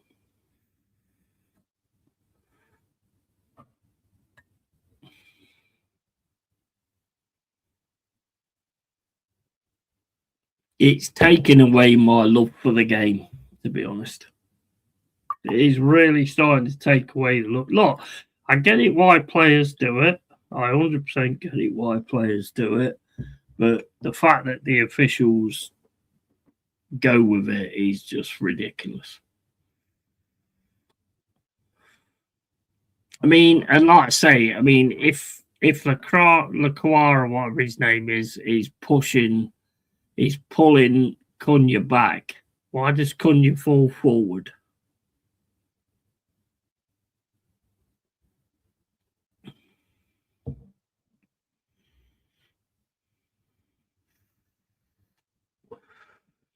Good to have midweek Prem games, Yeti mate. Yeah, and Newcastle v Man United at 8:15 tomorrow night, Yeti mate. On that, bro. Yeah, on TNT, bro. Yeah, is Wolves. Oh, they've got through. They've scored.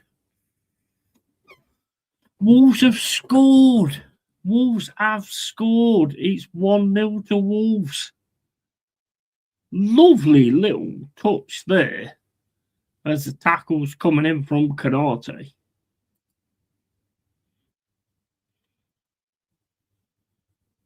And Wolves have scored. Wolves 1, Liverpool 0.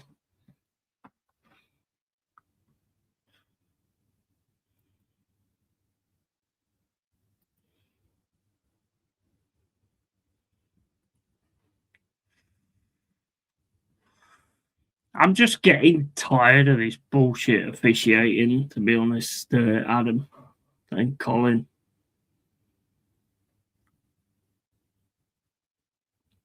I get why players do it. 100%. I'm just tired of the officials just letting it go.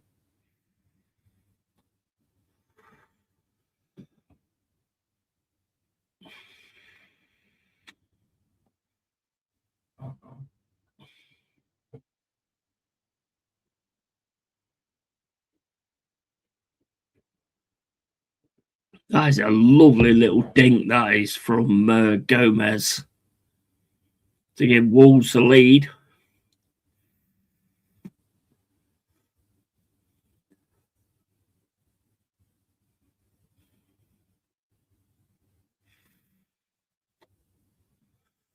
Who you got? Newcastle tomorrow. Yeah.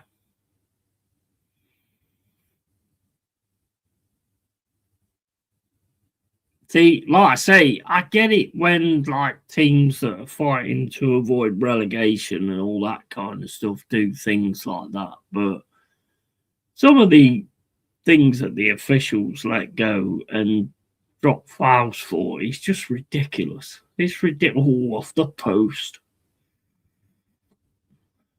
With Salah. Still with Salah on the right hand side, plays it into Jones. Corner.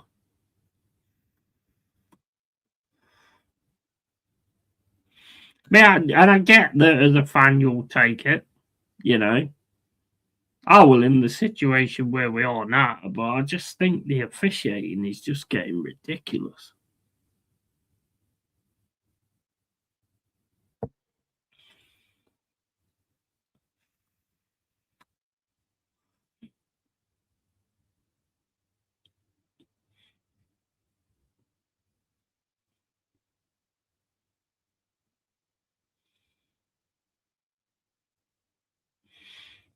To Jones, to Robertson, and Gamoa.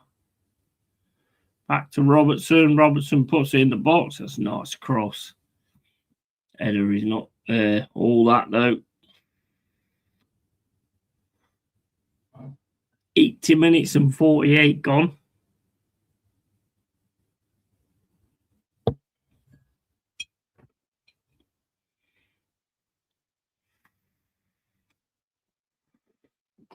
Not even my teams, but you know, This officiating at the minute is just really getting on my nerves. It's just so poor.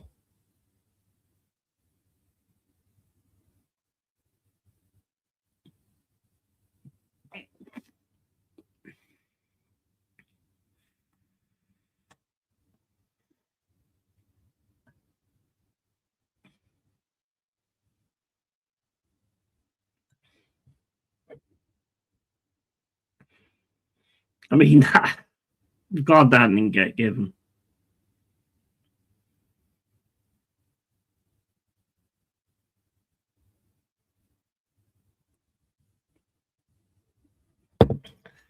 Maybe I'm a boomer. Maybe I'm still living in the past, but some of this officiating is crazy.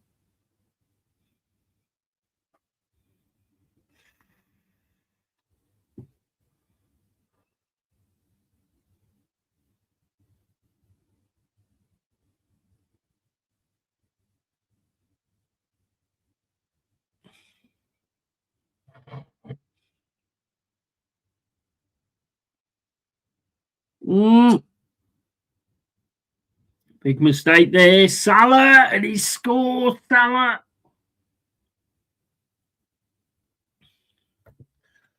Salah scores for Liverpool. Big mistake, though, with the back pass. And Salah gets on it, gets into the box, and then puts the ball in the net. Old school Salah. 1-1.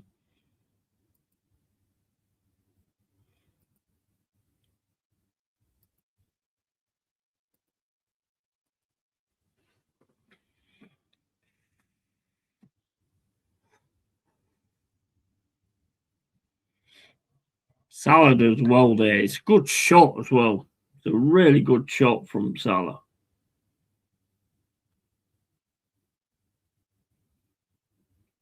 1-1, 83 minutes and 20 gone.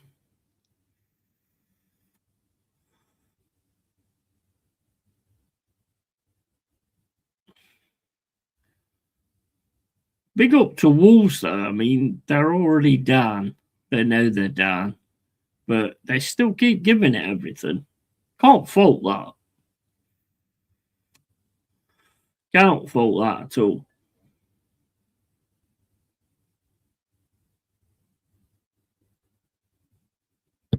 Long throw in the box for Wolves. Salah's got away here. Got two players up against him, though. One's Mosquera. Liverpool trying to get forward, get the ball across. Oh, I know. He should have passed that sooner, man. 84 minutes and 12 gone.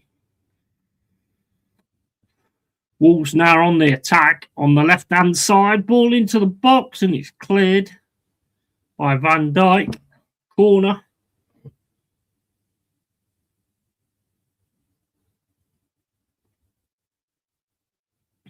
Lovely pass down the wing as well.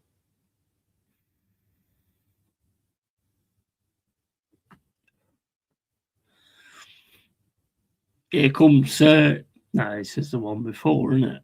No, Salah should have passed that beforehand. Szoboszlai was running in. He should have passed it to Szoboszlai beforehand. 85 minutes gone. Wolves 1, Liverpool 0. Liverpool 1, sorry. Free kick, corner to Wolves, sorry. Here come Liverpool, though. Oh, passes just straight into the Wolves player, and here come Wolves. Oh, it's a nice ball. Oh, mate. Should have done better with that. Here's Ngamoa. Now, foot comes in from Wolves player and takes the ball away.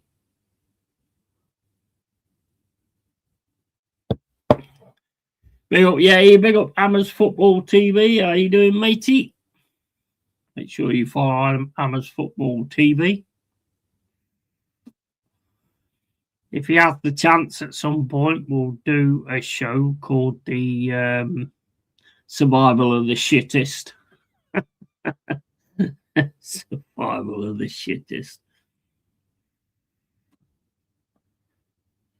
Because it's all on us.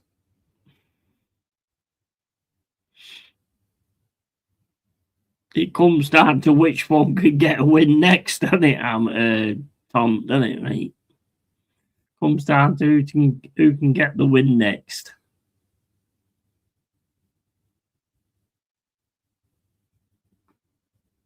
Let's send them spuds down, bro, and let's stay in here.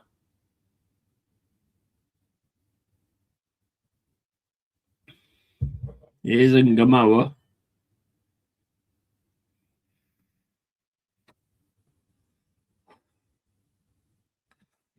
Looking forward to that. Quote, my shit is biggest than yours. Yeah, exactly.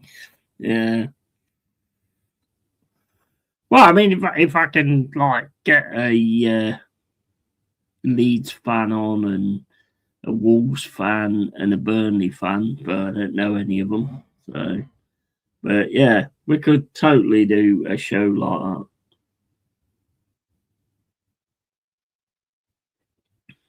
I'd rather not be in those situations, but we are in those situations. So, I mean, you got Fulham tomorrow night, and Fulham's not an easy team, is it? I mean, we've got City, who's trying to get the title off Arsenal. So, it's going to be a really difficult game.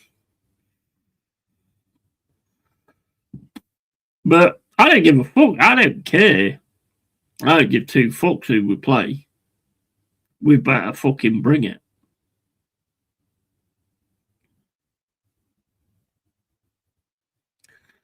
Simple as that for me.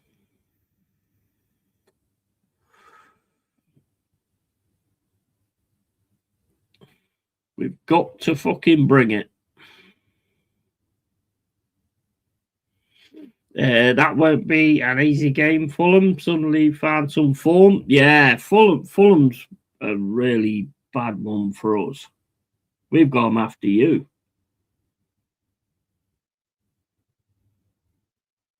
Oh my days, we're all fighting it. We're all fighting. Here we go. Here we go.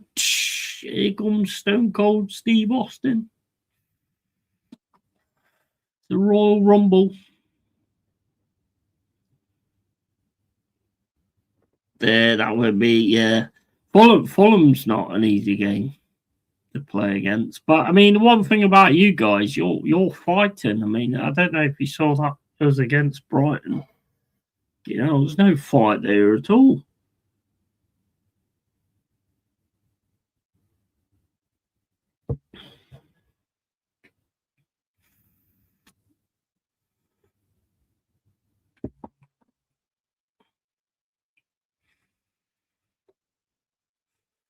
"89 minutes and 35 gone.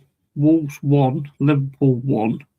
Have you just started your night shift thing then? We'll see how these games go tomorrow. And then if you want to do it like after that, we can do like a survival of the shittest.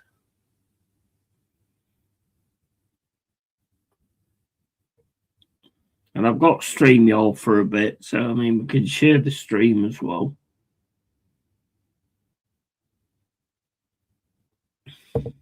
If you want to do it on your show to mine, then that's all good. I don't mind.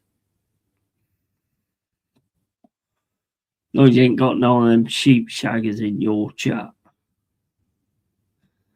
I blocked most of them. I don't think they'll be blocked on the StreamYard. 5.5 minutes left to go. Wolves 1, Liverpool 1.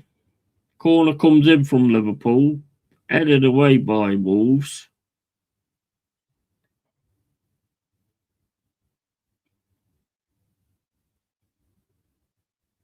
Start at 6, mate, and then finish 6 in the morning, and then the same for tomorrow night. Okay. We'll see if we can sort some out. Like I say, it'd be great to have get on some of the others. I mean, I've got some Leeds fans come in here, but I don't know whether they actually stream or whether they come on.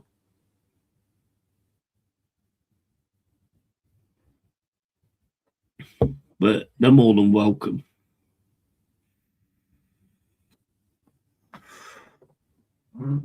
I need a piss, guys. I'll be back in a sec.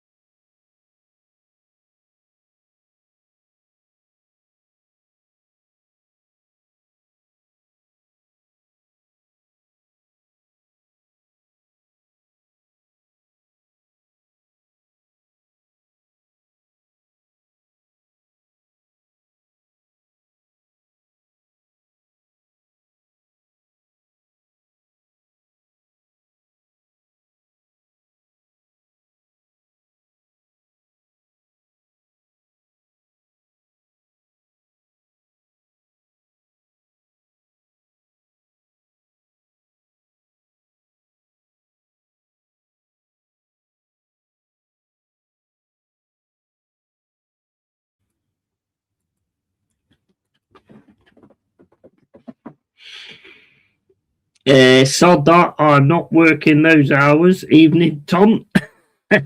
Absolutely, mate. I used to work those kind of hours. Oh my days! Wolves have just scored. Wolves have just scored. It took a deflection, and Wolves have beat Liverpool 2-1. Well, they haven't beaten yet, but there's like 2 minutes to go. Wolves have just scored. Tell you what, you've got to admire the fight from Wolves, though. Liverpool just ain't it at the minute. They're just really not it.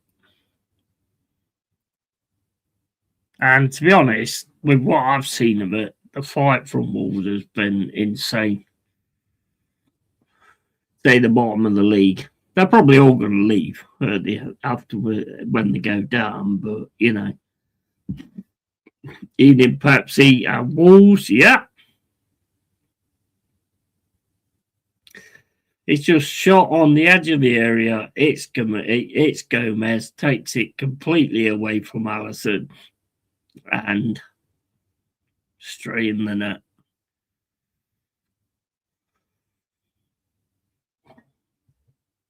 And Wolves are loving that.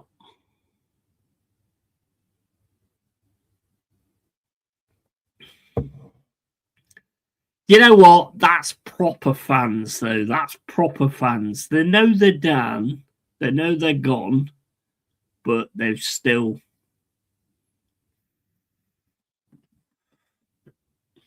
They've still got the celebrations and everything like that. That's proper fans.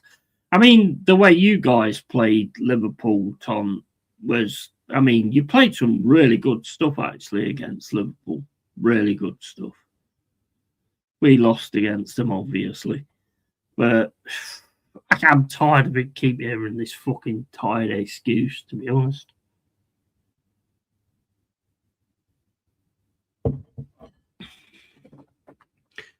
Thanks, Burnley. You cost me £120. Yeah. And yo, yeah, big up, Stephanie. How you doing? And evening, Stephanie Griffiths. Hope you well, Steph. And evening, Stephanie. And dancing with wolves ain't easy. Yeah, absolutely. 100%.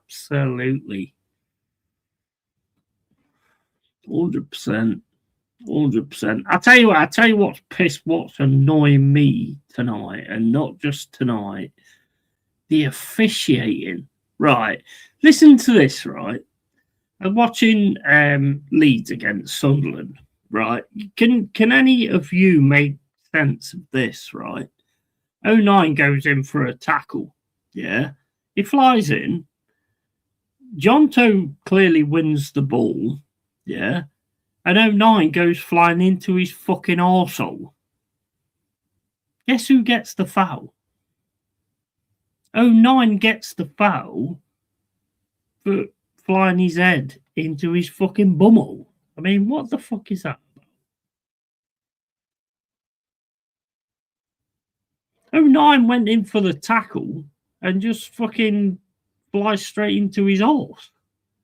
And he gets the foul. Well, I mean, I'm sorry, but I have to ask, what kind? I mean, that is some skill. That is some skill if you can manage to use your arse to foul somebody. That is some fucking quality skill. That I don't know how that works, to be honest. I mean, what is it? I just can't get my head around that one, to be honest. I mean, I don't want to get my head around his arsehole, to be honest, but I just can't. I can't work that out.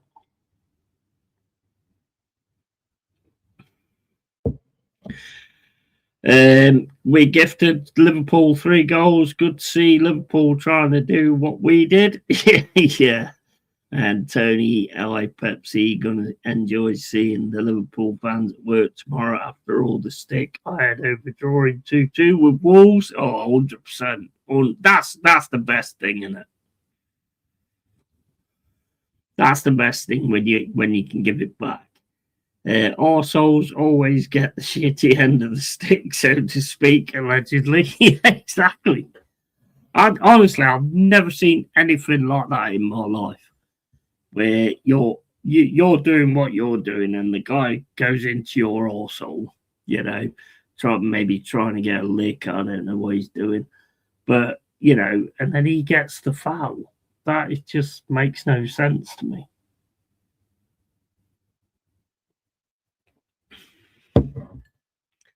And there's so many times where, I mean, look, I'm not being funny. I know you're gonna look at it a different way, Stephanie, because obviously it works for your team. But that Lacroix thing was ridiculous. It's ridiculous. If Lacroix's pulling Cunha back, why does Cunha fall forward?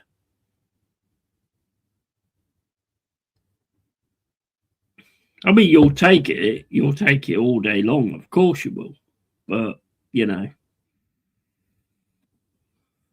it's just ridiculous. This officiating is ridiculous. And, we will all come unstuck with it by one time or another, So, Wolves beat Liverpool 2-1.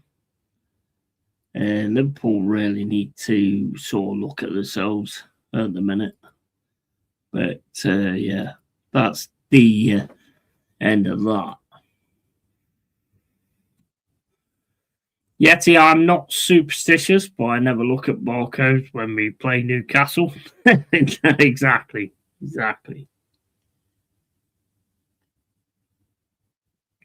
Am I the only one, though, that as a football fan, that seeing these decisions, I know when they go for you, you're okay with it, but you're not. I mean, I've never been okay with it, whether it's a good one or a bad one.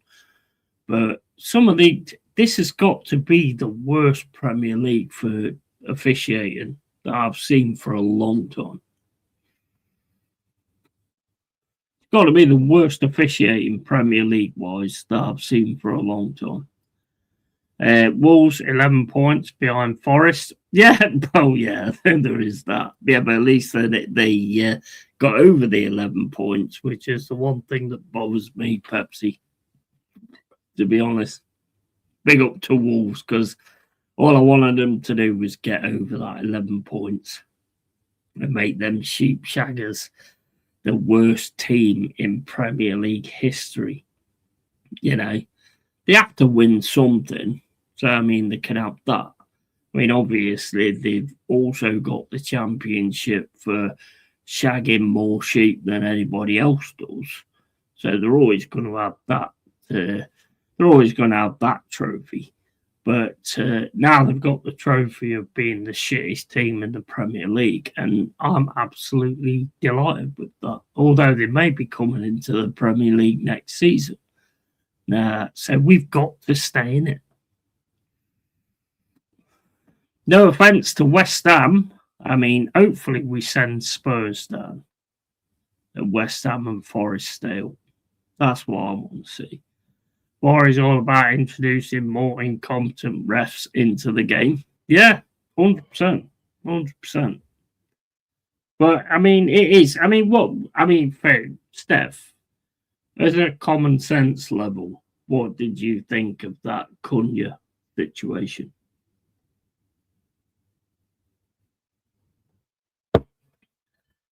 As a common sense level, not a fan level, that was bullshit. Sending him off and giving the penalty, that was bullshit. I know you'll take it. That's why I'm not asking on a fan level, you know. But on a common sense level, that ain't right.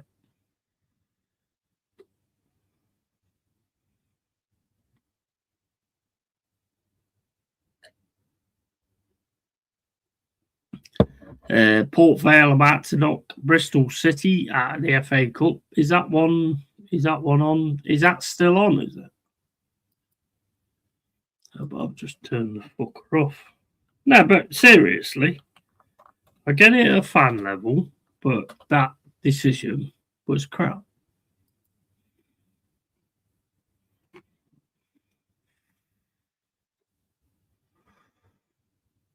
I can't even see any FA Cup on here. League 2.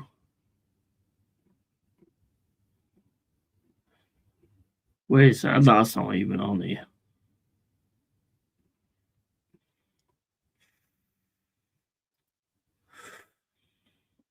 We're all enough to like say when it's right or whether it's wrong. I mean, we're happy to get it when it's not right, but we're all about it to be able to say when it's not right. It was on the level of Cheaty's third disallowed goal against Liverpool. Yeah, I agree. And game has gone, buddy. Yeah, absolutely. Yeah, I totally agree with that. And it's like, you know, you will take it if you get it. Like I said earlier, I understand like teams that are trying to fight to stay in the Premier League dropping on the floor all the time.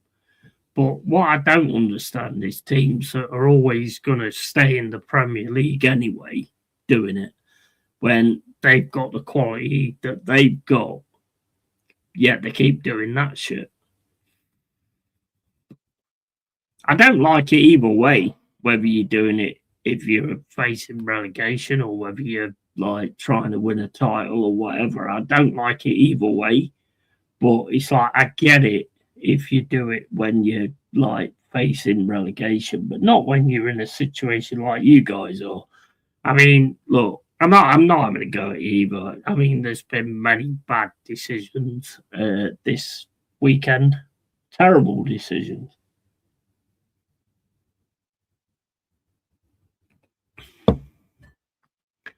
But like I say, you'll take it because it's your team. Yeah, you love your team. So I mean, it's down to the officiate. It's not down to players.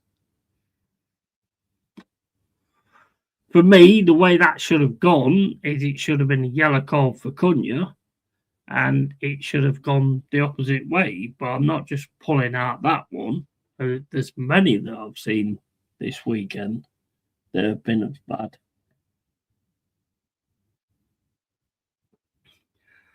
The one with Arsenal, that was just as bad. You know, there's been plenty of them. Since PL formed, it was always gone on diving deserves a punishment, but players are very clever. Yeah, I get that. I get that players are very clever, but it's down to officials to do something about it. Hard to distinguish. Yeah, look, I always call it out, whether it's my club or whether it's anybody else's. When it's, to me, blatant cheating, it is blatant cheating.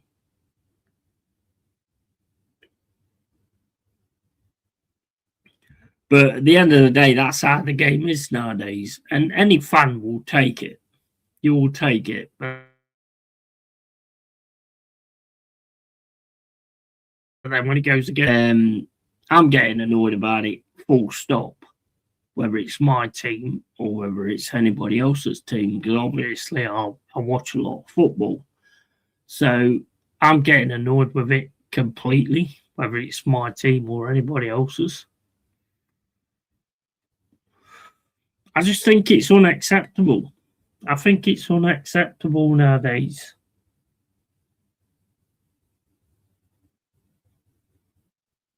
And you can understand why people say it's cheating and people say it's what do you call it, corruption or whatever. There is a lot of corruption for teams that's like in the top six. You know, Arsenal, Man City, Manchester United, Chelsea, all that. They will always get a decision over other teams, regardless what's going on. And the thing about me is I'll call it out for my own as well. I can't stand cheating. I don't care if my team does it, I can't stand it then. Will I take it? Yeah, of course I will. I'm a fan. But, you know, it's not down to me what decisions they make, and it's not down to the player either. It's not down to the players either, it's down to the official. Port Vale versus Sunderland on Sunday in 5th round. Ooh, nice. We all want consistency and the correct decisions. That's what technology is for. Yeah, exactly. But we're not getting it, though, are we? That's the problem. We're not getting it. Or supposed to be for. Yeah. I mean, like I said earlier, the thing that gets me about VAR is VAR was brought in because the officiating was shit. So why are you having the same officials doing the VAR? That don't make no sense to me. It made no sense.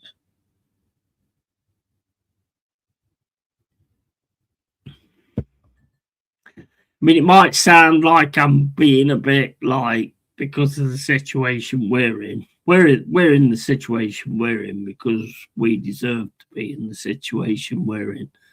To get rid of Nuno, even though we lost 3-0 to West Ham beforehand, to me, Marinakis should have thought with his head or with his heart instead of his head. Had not done that, and especially not have brought in Ange Postecoglou, because that to me is what killed our season.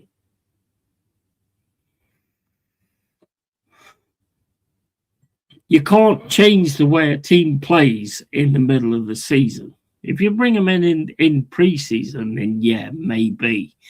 But you can't do it right in the middle of the season. That is just ridiculous. Ridiculous decision.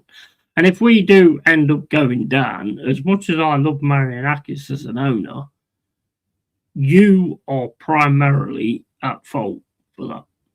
Bringing in Edu, and then because we was already bringing in great players anyway, so why did we need Edu? I don't get that. Unless everybody in Nottingham needed their toes sucking or something like that, and we needed to bring someone in to suck toes. Other than that, I don't get it. Rugby, cricket, etc. don't have this level of controversy. Why? Yeah, 100%. 100%. Do you think that's because football is a bigger, wide-scale game and there's a lot more money in football than there is in rugby? There's not a massive fan base for rugby, not as big as what there is for football.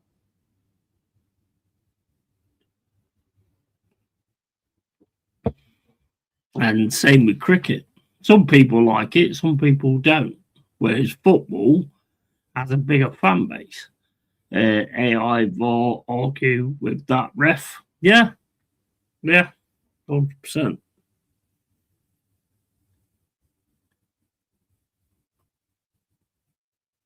I mean, we don't want to get to the point of like AI type shit, though. I just find it so disappointing. It's like you watch some of like, I mean, look, you people might call me a boomer or whatever, but like a lot of people that come in here, I've known football for a long time and I've watched football for a long time. And some of these decisions are insane. They're crazy. Somebody flying in somebody's fucking arsehole. And the player whose arsehole he flies into. I just don't get it. I don't get it. You got Darren England refereeing your game tomorrow. He was a ref for the Arsenal Chelsea game. You know what? It's got to a point, Pepsi, where I don't care what ref we get. They're going to be garbage. The only good ref I've seen over the last 2 seasons is I seen a game with this new ref. I'd never seen him before. He's an Asian guy, and he was spot on. He was spot on in a Premier League game. I can't remember what game it was, but he was spot on in that, and he actually went against VAR as well. Although maybe you won't see him again because he's probably in a dungeon now, getting his fucking head kicked in and told to stop being so, correct. He's probably be in a dungeon getting whipped to shit now. You will not make your own decisions. You will go with what we say. I bet he is. I bet he's in the dungeon. And I bet they've got his whole family in like a complex, and they're saying to him, "If you do that again, we will take out your whole family." I bet there's something like that going on. I bet you. Offside rule, penalties, sending off, more contentious in football. Too many grey areas. Yeah, 100%. Sonny Singh. I can't remember. I don't know what his name was. He was he was definitely a new one though. I've only seen him once though, Pepsi. Bro, he might have been taken out by now. He might have been taken out. They might have took him out, mate. They might have sniped him. Sonny Singh Gill, was that what his name was? You just saying that. But yeah, he seemed to be like spot on, and he actually went against the VAR decision. When VAR made a decision, he stuck with his own decision. So I don't think he's going to last long because they want corrupt officials that they can corrupt, don't they? Be back in a sec, guys.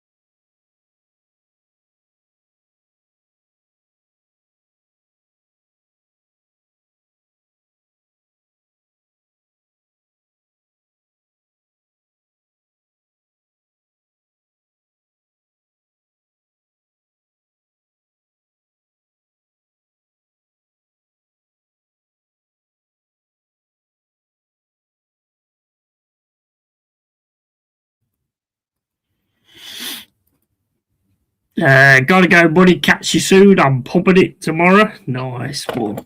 Nice one. Who you guys got tomorrow? Newcastle, isn't it? That same time as our game as well. You're on one. You're on one at the minute. You're proper on one at the minute. So enjoy that, Stephanie. Thank you for coming in. Appreciate it. Always. And Pepsi says Premier League first British South Asian referee, Sonny Singh Gill. Bro, what I seen of him, he was great. And the fact that he actually stood by his decision instead of going with VAR, fantastic. Absolutely fantastic. I hadn't seen that for a while. But we shouldn't be in a situation where you sort of see somebody come in and they're the difference, you know. I think you need to get rid of all these old referees, these older referees, just drop them down to the championship something and bring in some better and actually get proper VAR officials. I would have said players, but then players agree with these stupid decisions a lot of the time. So I'm not quite sure on that one either.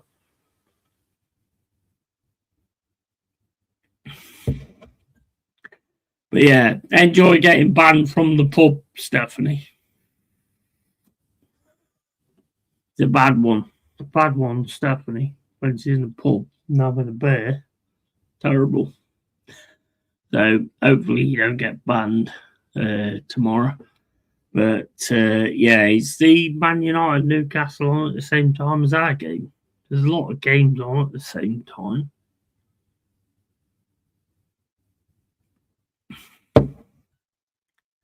I just hope we get something from that game tomorrow. I've got a feeling tomorrow is going to be a nightmare watch along. I've just got a feeling. And I hope I'm wrong on that because we've got to get it sorted. We've got to sort something out. You know, I'm glad Man United's getting themselves sorted out. You know, we had the Man United fan in earlier saying, is this a trans rights stream? And I went, no, mate, are you trans? And then he asked me if I was trans. I was like, well, do I actually look trans? Maybe I forgot my lipstick or whatever. But yeah. You get them. You get them.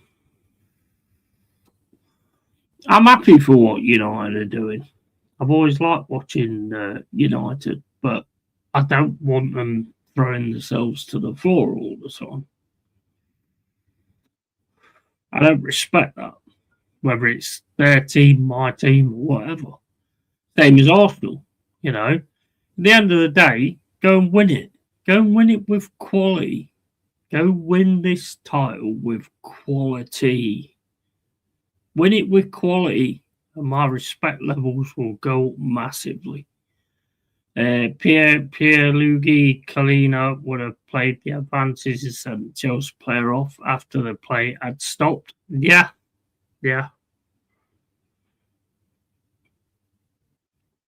Bro, there's so many decisions that just don't make any sense. Some of them, yes. I mean, look, Neto, he flies in. Let's face it, he flies in. It was stupid from Neto, and he did deserve to be sent off on a second yellow. I just want to see it be normal again, you know? I mean, I come from a time when, like, tackles flew in. And, I mean, if you think about it and you remember it, there's, like, so many tackles that nowadays it's a red every single time. And it wasn't. Sometimes it was even a talking to, you know? Adam, big up Adam, who said you was trans, Yeti mate. Some man, he was called Man United fan something, and he came in and said, "Is this a trans rights channel?" And I said, "No." And I said, "Why are you trans?" And then he sent back, "Are you trans, mate?" And I went, "No." Do I look trans? Yeah, all sorts of people come into these chats, bro, to be honest, on YouTube. I mean, look, if you're going to come in here, try and have a go, then at least say, like, oh, Forest is shit, or Nottingham Forest have never been anything, or, or something like that. Just come out and say something interesting. I mean, if you're going to come in here and give shit, you're always going to get shit back anyway. I've always been like that. Never been any different. So you're always going to get it back in spades. But it's like, what is the point? Why is the point coming in the channel and start having a go at somebody who you don't even know? He could have said worse, to be fair. Paul Alcock would have got pushed over after sending off Neto. Yeah. And big up everything you do. Yeah, mate. Yeah, big up to you, man. Bro, I just like, if I fancy a drink or whatever, I want to be on with the dwellers and have a chat and have a laugh. It's nice to have like a match on as well, So there's something that I can focus on if there isn't much chat going on. But this channel is all about chill. That's why it says chill stream.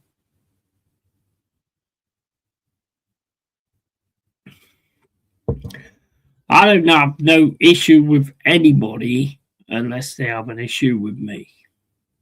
And if they have an issue with me, then I deal with it in a certain way.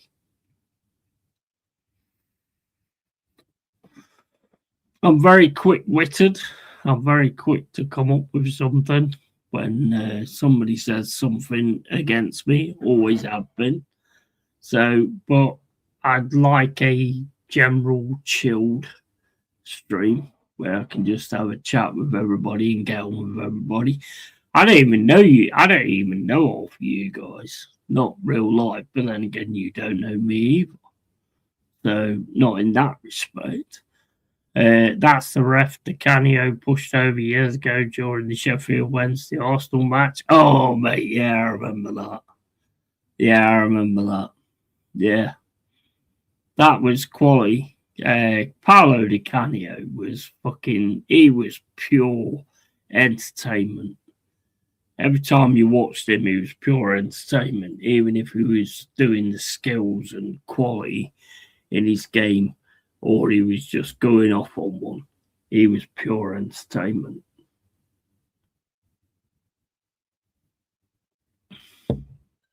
One of them players, mate. One of them players. Even like Vinnie Jones. Vinnie Jones was pure entertainment. Whether you liked him or whether you didn't. The old Wimbledon Crazy Gang was insane.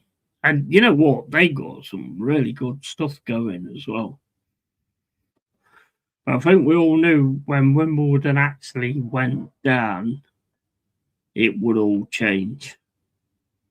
But they was a fantastic team to watch at times. Some of the stuff they did at times was really good. But they was absolute nutters. They just got a load of nutters together. It was brilliant. It was brilliant to watch those guys. And it is, I think that's one of the biggest issues for me. It's like, you see football the way it was, same as probably gaming and all that kind of stuff. Things change. and it's hard to sort of take in those changes. But to me, with the officials nowadays, it's not change; it's just cheating. It is just blatant cheating.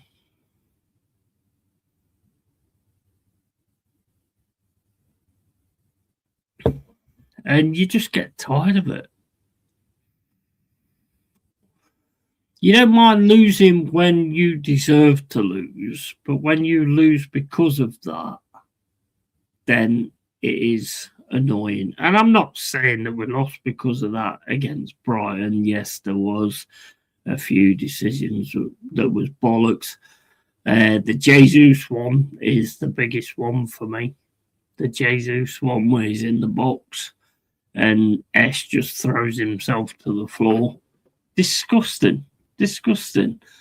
I can't blame Ash though. I cannot blame Ash because he's going to do whatever he's got to do. But I can blame the officials for calling it the way they did. Ridiculous. He just clearly threw himself to the floor. It was exactly the same as the Gabriel one against Spurs.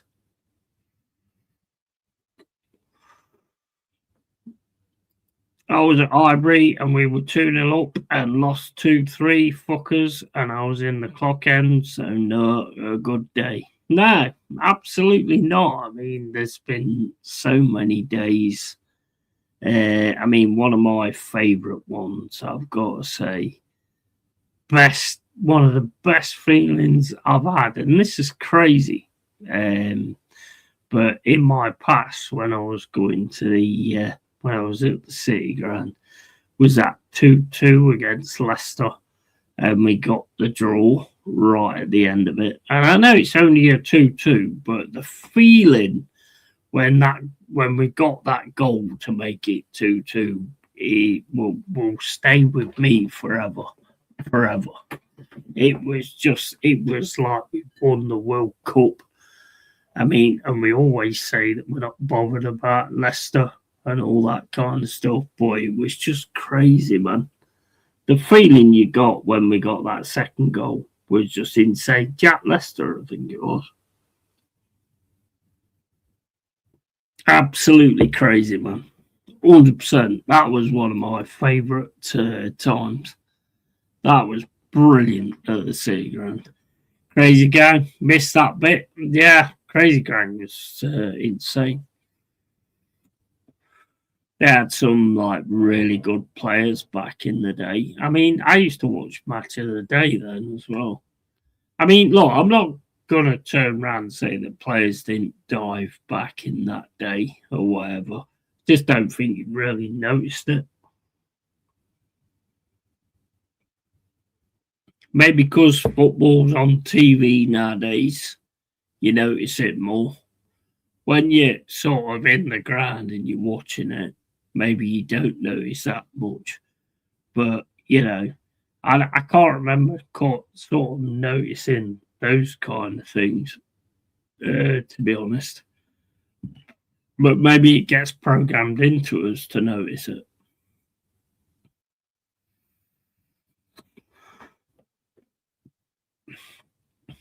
And I'll say now, right, I hope Arsenal, right, even though it's Arteta, I can't stand Arteta, I'm not going to lie, I cannot stand the guy. And I don't want him to win anything, don't deserve anything. But for you guys that's actual Arsenal fans who've been through all these torrid times of being second and being first and then dropping down second and all that kind of stuff, I hope you guys do it. I do hope you guys do it. But at the same point, if you do it, then all these idiots that's in your fan base, they get bragging rights and then they start going off on one. But I do actually hope you guys do it and get it over the line. I really do. Anybody would dive if Vinnie Jones is thundering in. That is true. Yeah, that is true. That is true. Or Roy Keane.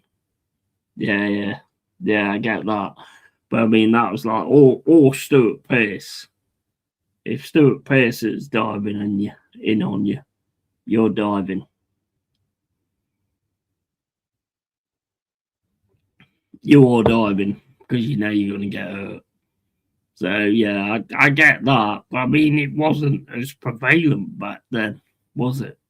You know. Do you remember when he grabbed Beardsley by his nuts when he played for Newcastle? And he fucking grabbed him by his nuts. Or was it Gascoigne? I think it might have been Gascoigne, actually. That's kind, but the fans would be intolerable. Yeah, that's the thing. That's the thing. But at the end of the day, all I'm bothered about is you guys. Cole Rossi, Jez, Lee, Kenny Ken, DJB, Shane Gooner. You know, all I'm bothered about is those guys getting what they deserve. Aaron, you know, getting what they deserve. And I think that's one of the things that I have to kind of get into my head, that it's more about them getting something that they deserve instead of bothering about the idiots that's out there that don't know shit anyway. And Pepsi and Tony Neri as well, and yourself. That was Gascoigne. Yeah. I can't remember who it was. I know I've seen the picture. But yeah, I mean, for you guys, I want you to do it 100%.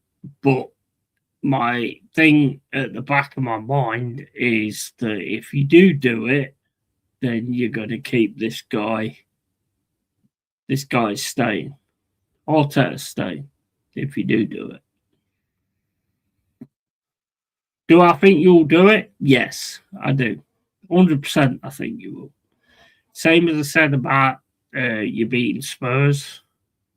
I said you was going to beat Spurs. I think I was more confident than most of you, to be honest.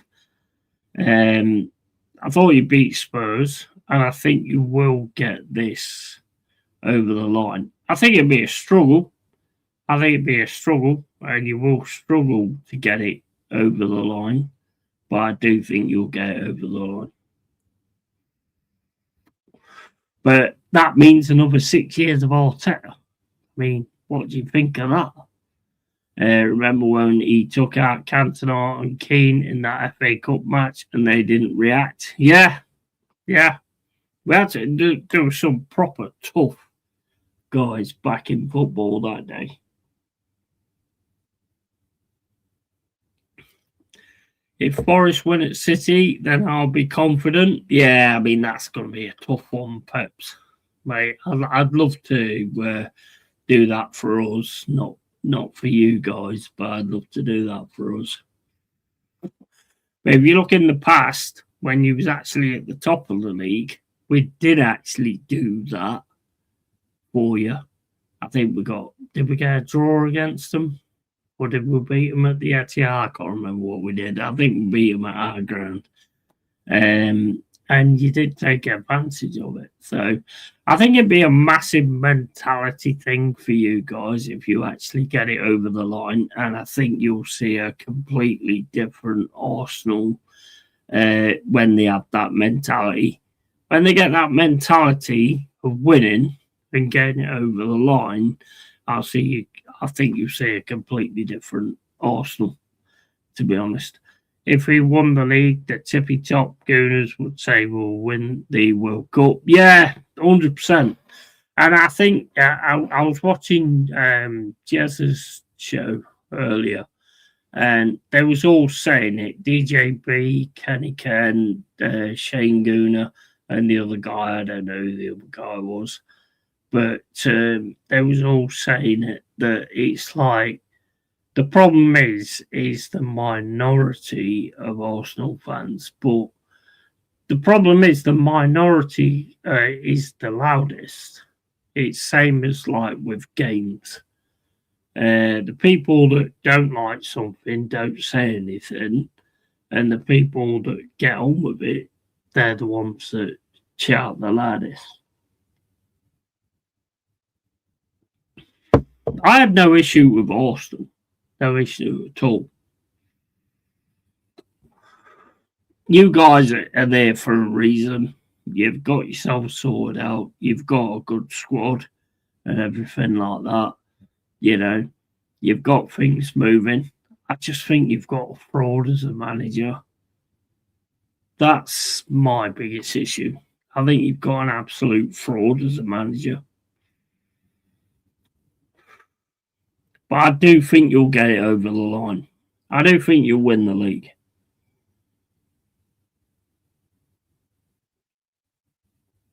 Whether we can help you tomorrow, I mean, we're not out to help you. We're out to help ourselves. But whether we can actually come about and do that is another thing. Although I do think that we are going to give it that bit more, because I think there's a lot of players in our team that want to put themselves in the shop window for next season. Just a feeling I have. So I think we will proper turn up for that game. Well, I hope that we turn up for that game. Don't think we'll have an Anderson next season. Don't think we'll have a Gibbs White next season. Don't think we'll have a Murillo next season.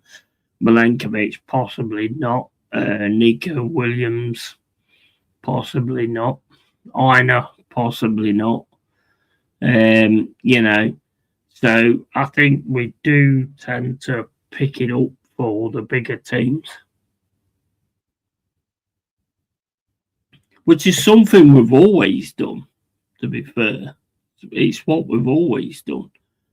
And that is where the issue is. I watched you on Jez about a year ago, check in whenever I can, and thanks. Yeah, man. Yeah. Bro, I'm just real. I'm just real about it. And I've been real about everything all my life. And that's just the way I am.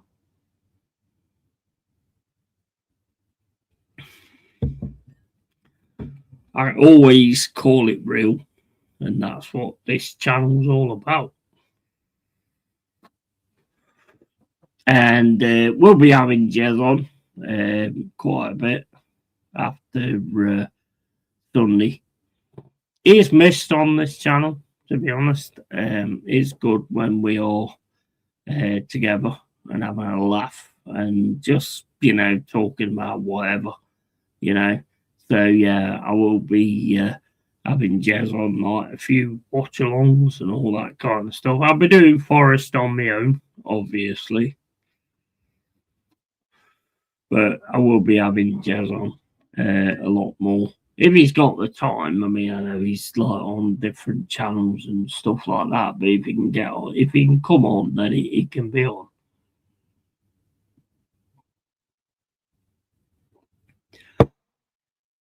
And it's not about clout chasing or anything like that. I couldn't give a fuck about that shit. As far as we're at City, if we won the league, the tippy top Gooners, what's the I saw that one.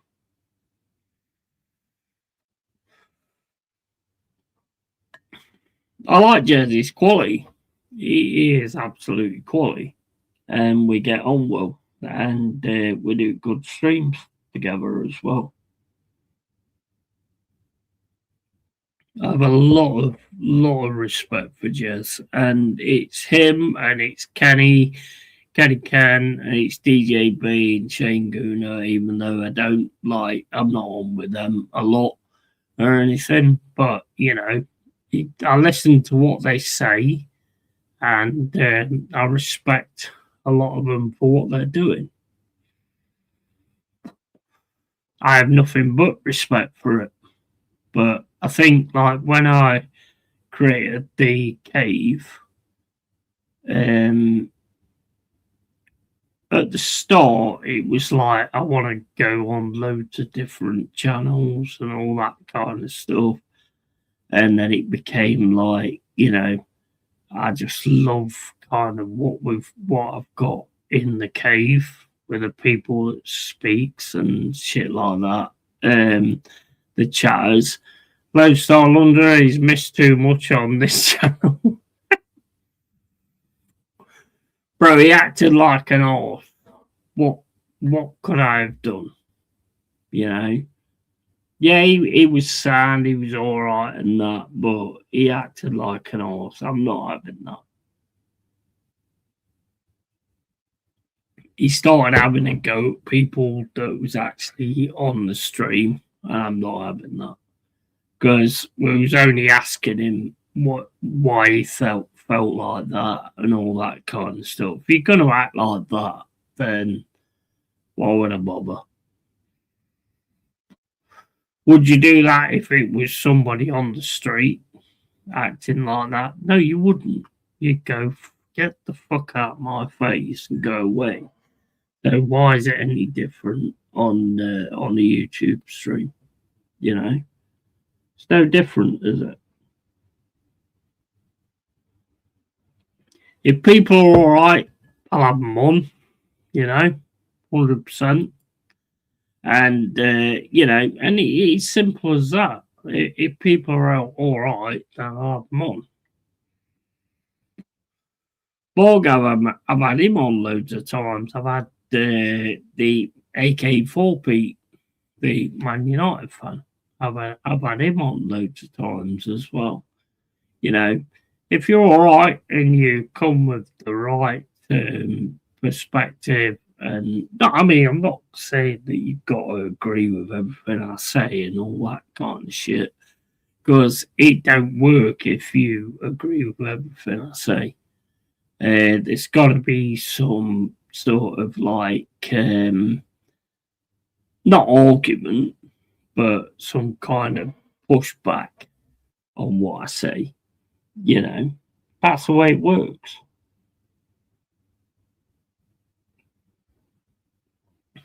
You don't want everyone who agrees with everything you say. Debate is a fun thing. But if you ain't got no debate, then what's the point? I'd have any one of you in the cave that gets in the chat. I'd have any one of you on the stream at some point if you can sort your cameras out and your mic out and all that kind of stuff. I'd have any one of you on that.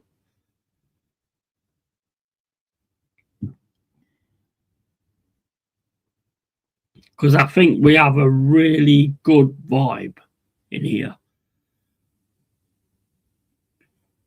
And that's what I love about it. And that's why it doesn't matter to me how many subs I've got or whatever. It doesn't matter to me that. What matters to me is like the people that's in here. And as far as I'm concerned, there is quality people in here. People I would go for a drink with and all that kind of stuff. That's the kind of people that I always wanted. As I've said before, I seen Lee doing what he was doing. I thought, I can do this. And I thought, so, I'm going to give it a go. Just go for it. And then it became a thing where I thought I could do this and be big and all that kind of thing. But you know what? After a bit, I thought, I'm not bothered about being big. I'm not bothered about being big. I don't give a fuck. This, to me, is just my complete release. As I've said before, I live on my own, So this, to me, is just my release. And I don't mean a release with lubrication, all that kind of thing. You're doing Newcastle v Man United tomorrow night. We kick off at 8:15, bro. No, mate. because I'm going to be doing Forest against Manchester City. That's always going to be my first turn. I'm always going to go with our game, obviously. But, hold up, let me have a look. Right, we're on off 7. You guys are on 8:15. So I may jump over to yours after our game is finished. But I've got to go with my own team, bro. Got to go with my own team. Not on your own, us and the cat. Lol. Yeah, mate. This streaming thing is kind of my life now.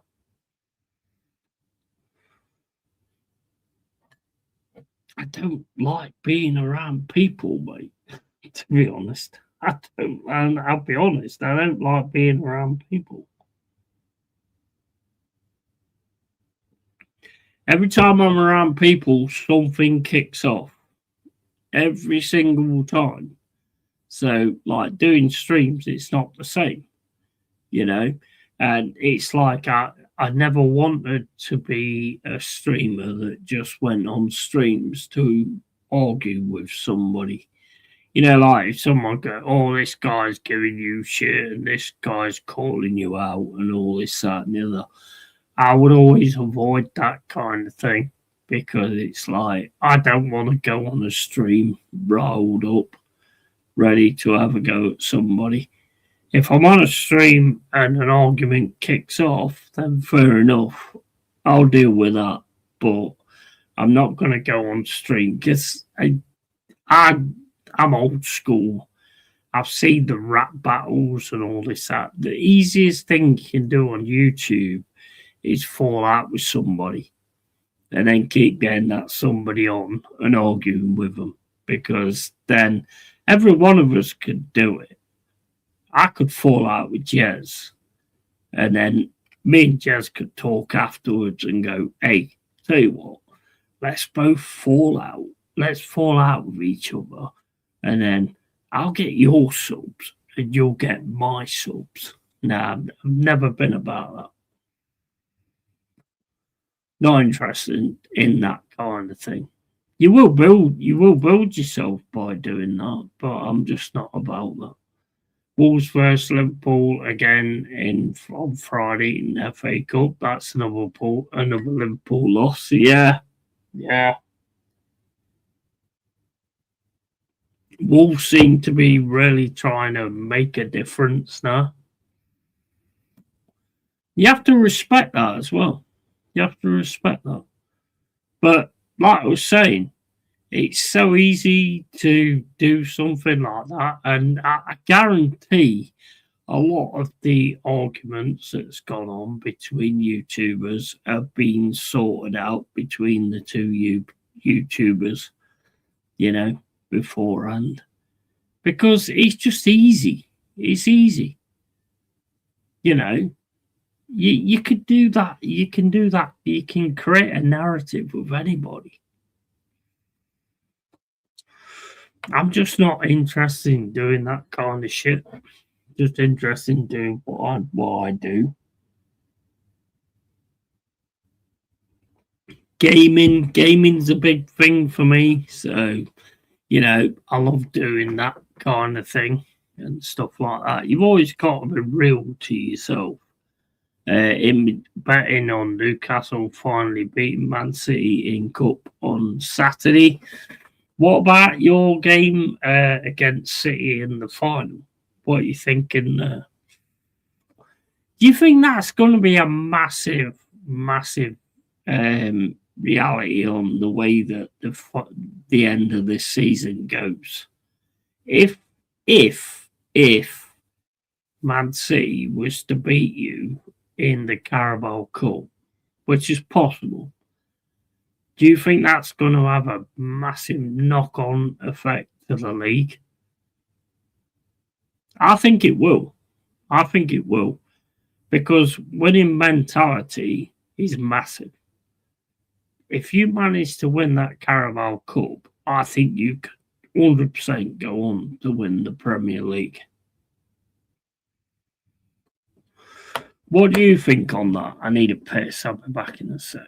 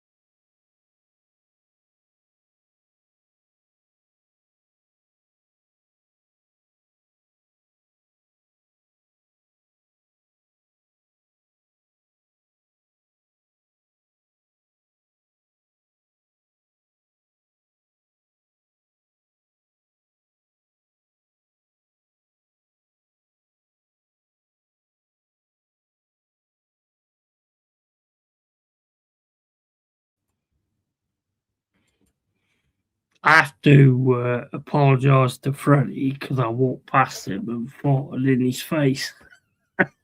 And I farted in his face. So, yeah, that was bad on my part. I see it other way. Loser of cup final will be more determined to stop the other. Do you reckon? Because I personally think winning mentality is massive.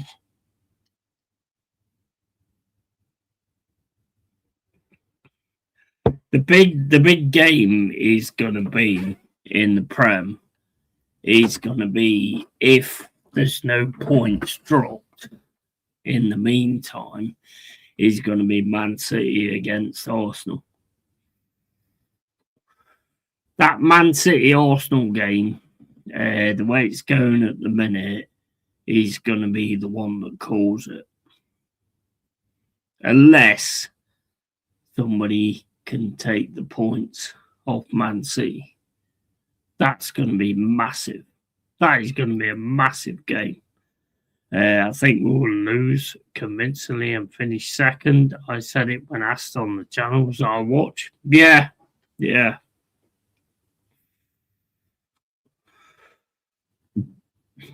I hope you don't. There's one or two reasons why I hope you don't. One is that I think that if you don't get this Premier League this season, Arteta's gone. And then someone's going to come in who's an actual manager with those players and going to turn you into an absolute juggernaut. That's kind of what I'm thinking.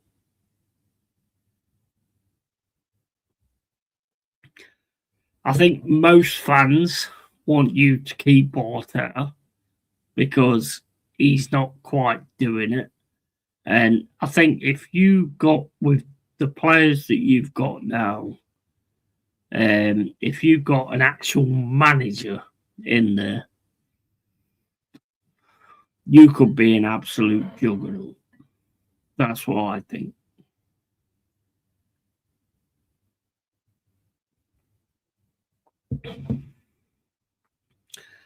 But I think if you can win that Carabao Cup final, to me, winning breeds a mentality.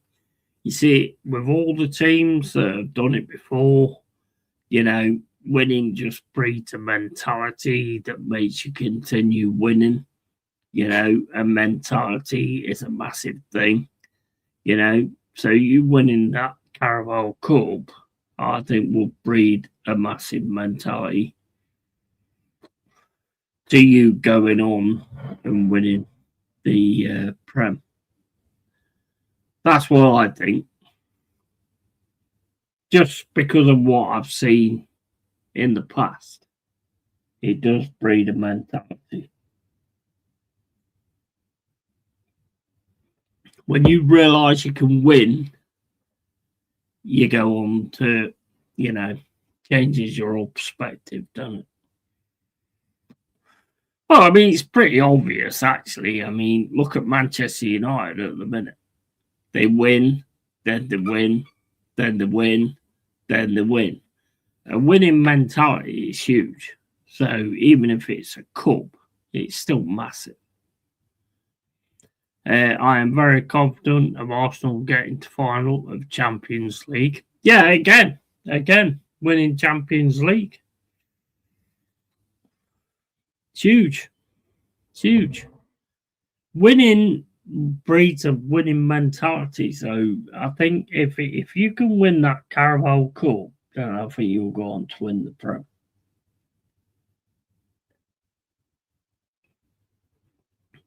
But you've just got to hope that somebody holds Manchester City back, But at the end of the day, even if they don't, it was yours. I mean, guys, you've seen this time and time again. Time and time again. This is why I want it for you, because you've seen this time and time again. You've been at the top of the league and then toppled down and City's took over you and all this kind of stuff. So this is why I want it for you. You've got to have that winning mentality. Winning mentality is huge. Arsenal play much better football in Champions League. Yeah, 100%. I mean, you've been great in Champions League, but it just comes down to whether you can actually see it over the line.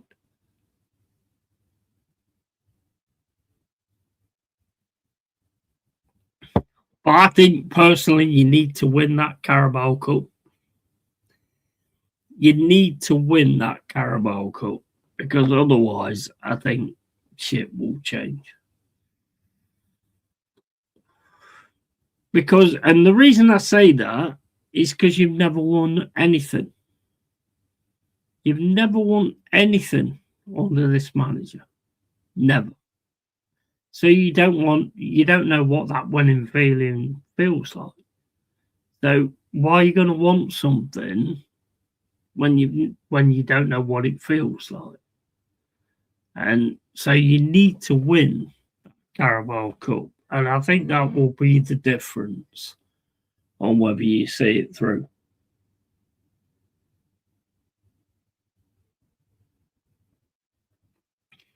And the team you have, right, let's just get it down to brass tacks. The team you have should be fantastic in open play.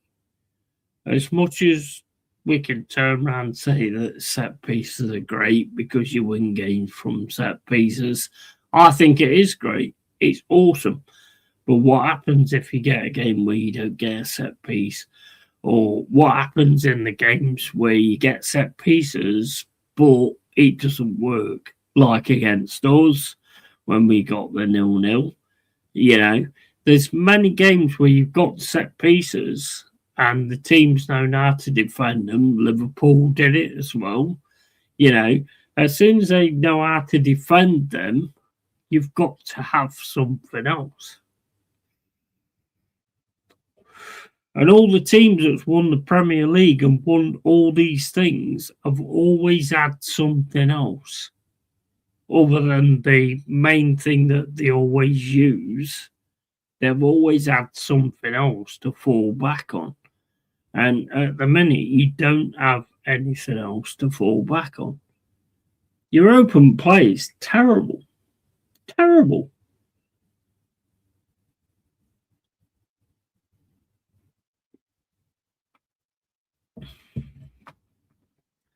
Look at you against us. Your open play was terrible. You had like a few chances, which probably you should have put away. to be fair. We got very lucky in that respect. But we defended well, and we went at you well as well. A lot better than what I thought we was going to do. But you've got to have something else other than set piece. Set pieces are great, but if you don't get set pieces, then how does it work then?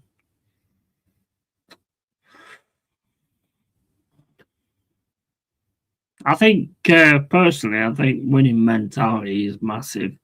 And if you look at all the teams that's done it, look at Manchester City when they did the was it a quadruple or whatever, you know, they had that winning mentality. And when you know that you've got the ability to win, it makes a fucking big difference. A fucking big difference.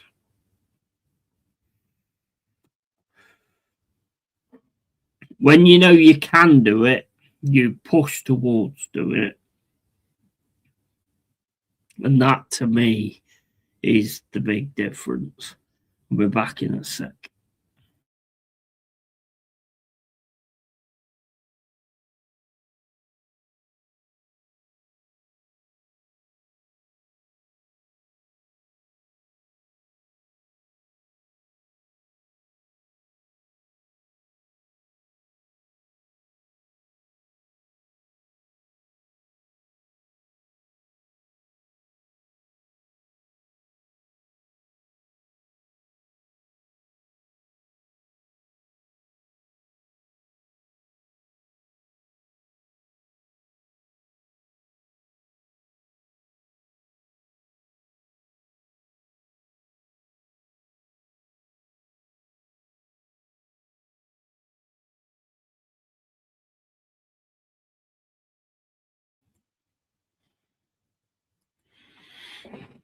Yeah. So, I mean, like, when we won the European Cup in '79, yeah, we said that we're going to do this again the next season.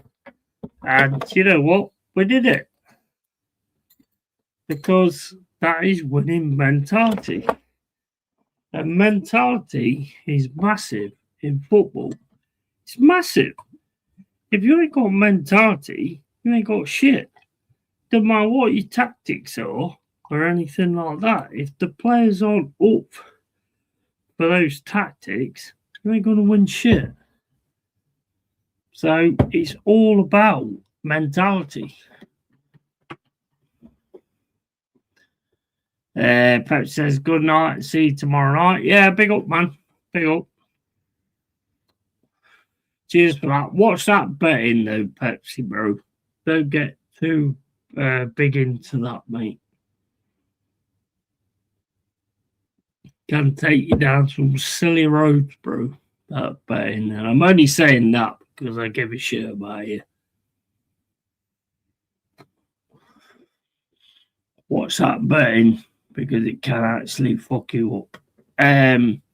But yeah, I mean, you know, we won it in '79, and then we said we was gonna do it the next time, and we did. And to me, that was when the competition was proper.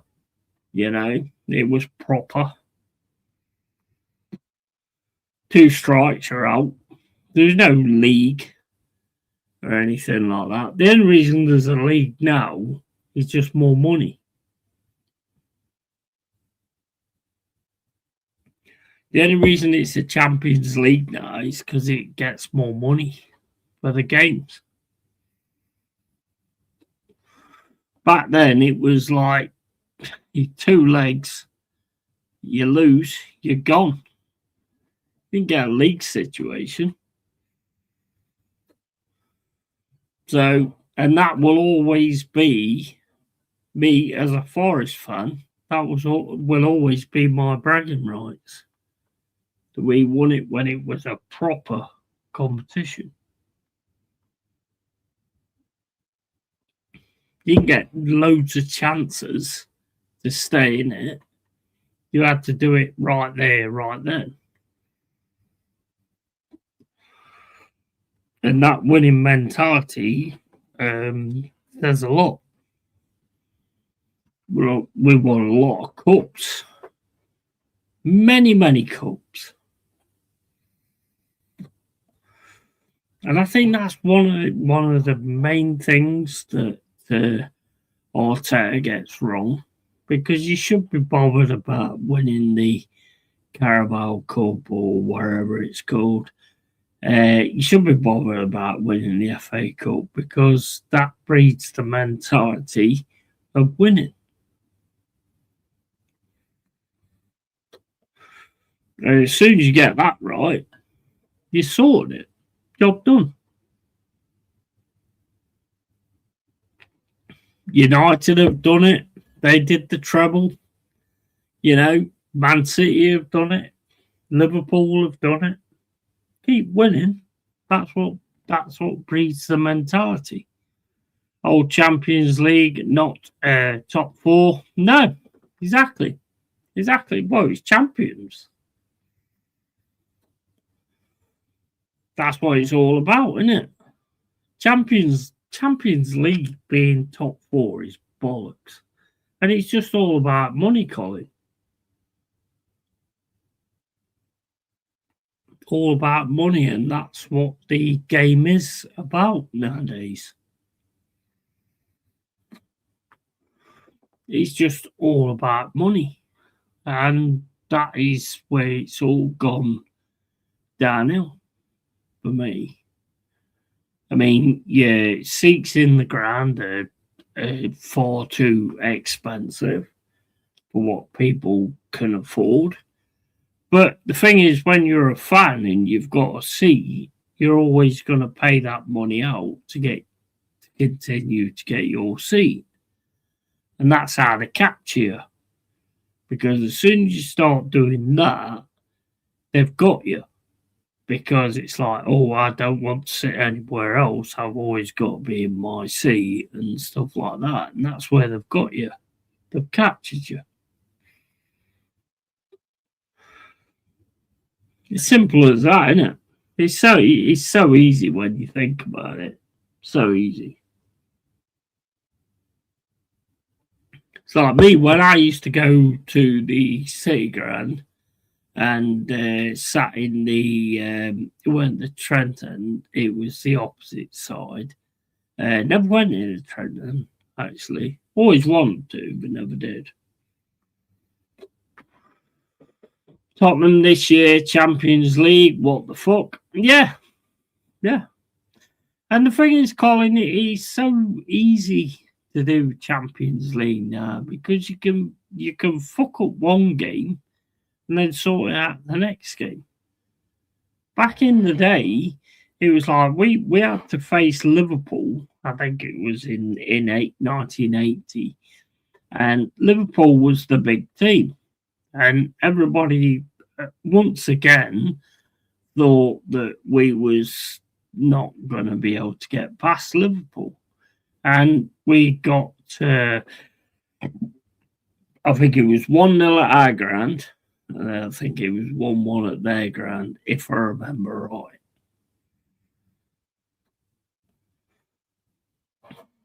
And we got past them. I might have got that wrong, actually. I wasn't old enough to be there because I was like 7 years old.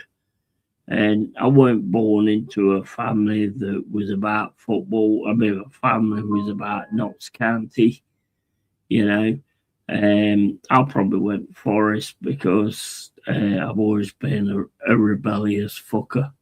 And that's probably why I went with Forest. But I love the badge.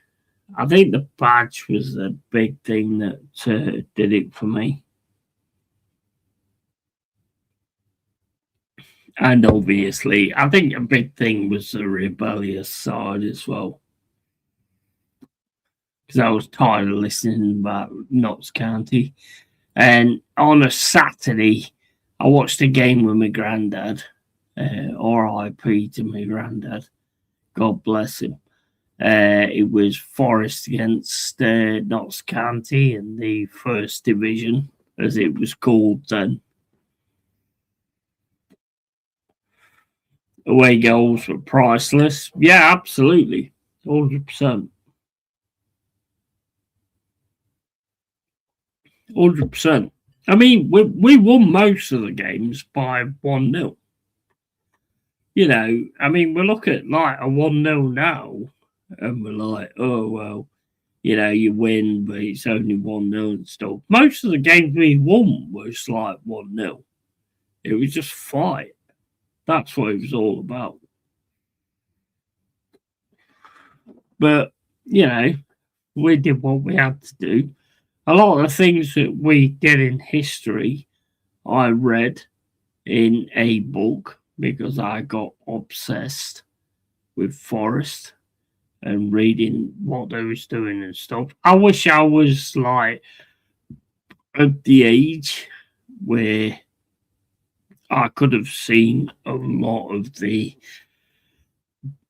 Cloughie era and actually been in the ground at that point. But it comes down to age. You know, I was 7 years old. My dad was not a Forest fan. He was more about Notts County. So I wasn't. My granddad was a Notts County fan.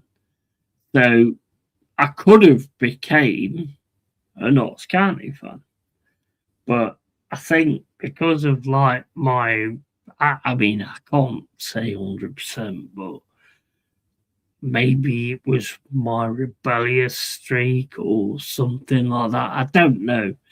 I don't know what it was. It was just like reading all that stuff about Forest and all that kind of stuff. It was that kind of grabbed me, and the Brian Clough things that grabbed me.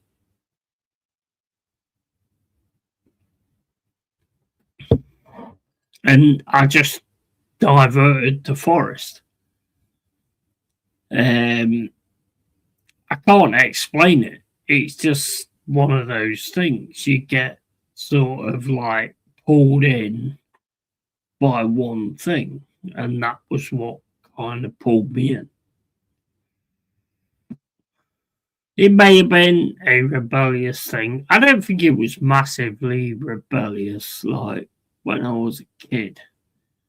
It's just you sort of, you know, like in life, you find your tribe and you find your crowd. It was like that. I can't explain it any other way, really. I just got drawn into Forest, and we had like a few people in my family that was Forest fans as well. And I went to a game, and it just sort of like, as soon as I went to the City Ground, I knew straight away. I knew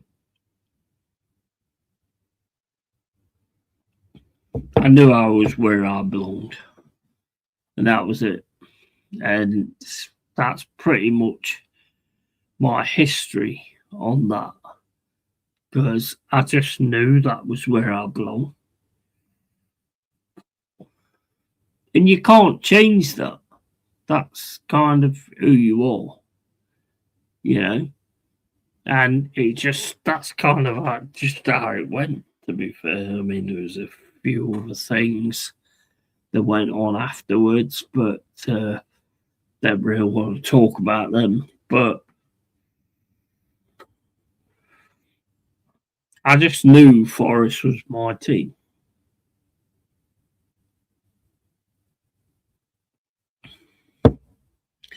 And to see them now in the Premier League is just phenomenal.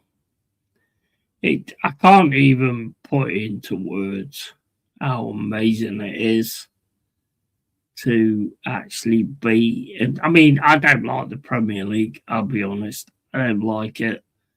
For the Championship. But you can't sustain yourself in the Championship. But the Championship is much better because it's just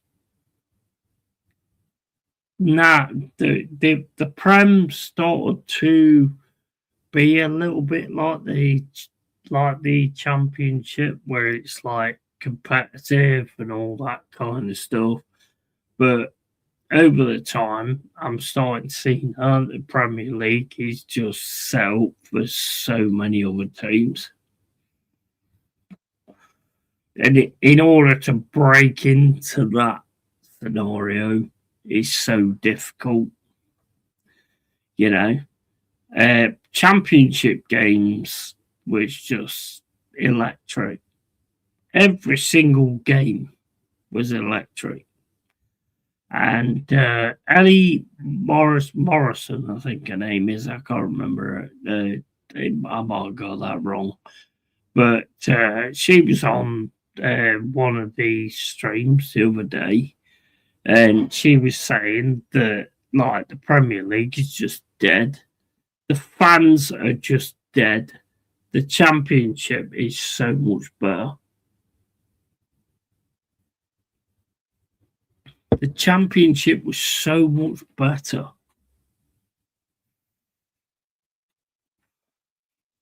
If like, let's put it down to brass tacks, right? If we could stay in the Championship and still be financially secure and everything, I would stay in there and still keep having a go at these little different competitions and stuff like that. I'd stay in there. I don't like the Premier League, to be honest. I think it's corrupt as shit.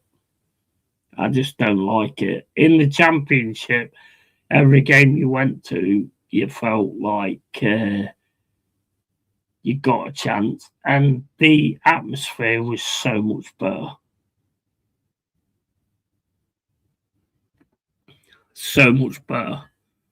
So if we went down, I wouldn't have any issue with that at all. Because going into the Prem and being in the Prem has been fantastic. But I just don't like the scenario with it. I think it's geared for certain teams.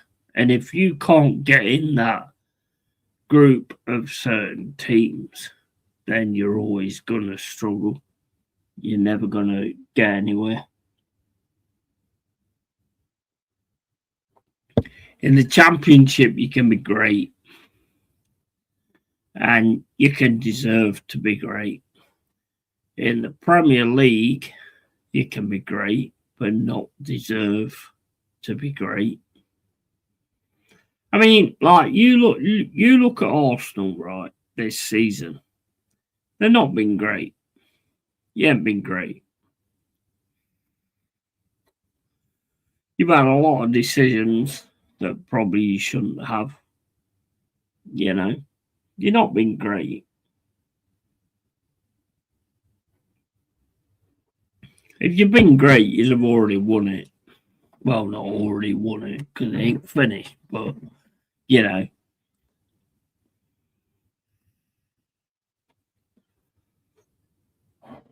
Well, I love the Championship. I mean, even like League One, when we dropped down to League One, I love that as well because it was proper football. It's proper football. I hope the Championship never gets VAR. If we go down, there's no VAR in Championship. I'll be happy with that. I'll be good with that. Because, like I say, I never expected us to get in the Prem. So it don't make no difference to me.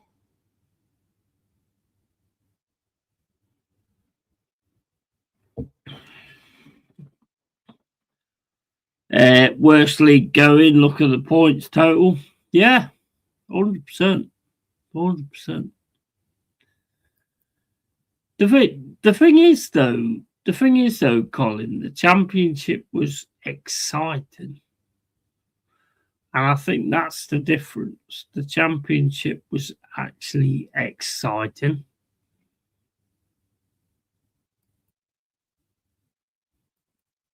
So yeah, I mean, I'd go for that all day long, to be honest.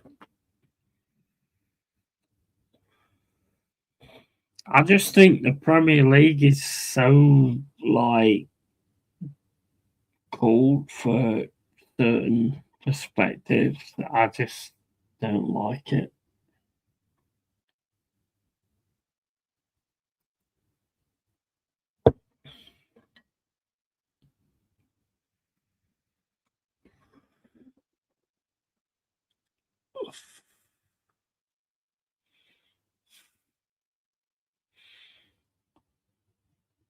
Yeah, I just uh, I enjoyed the championship and the money goes up and all that kind of stuff, but the quality doesn't go.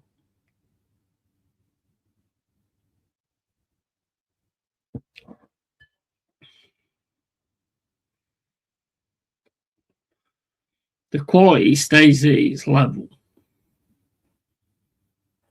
regardless where you are.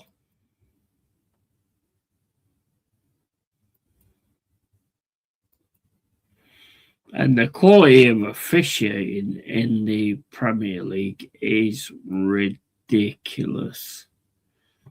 Absolutely ridiculous.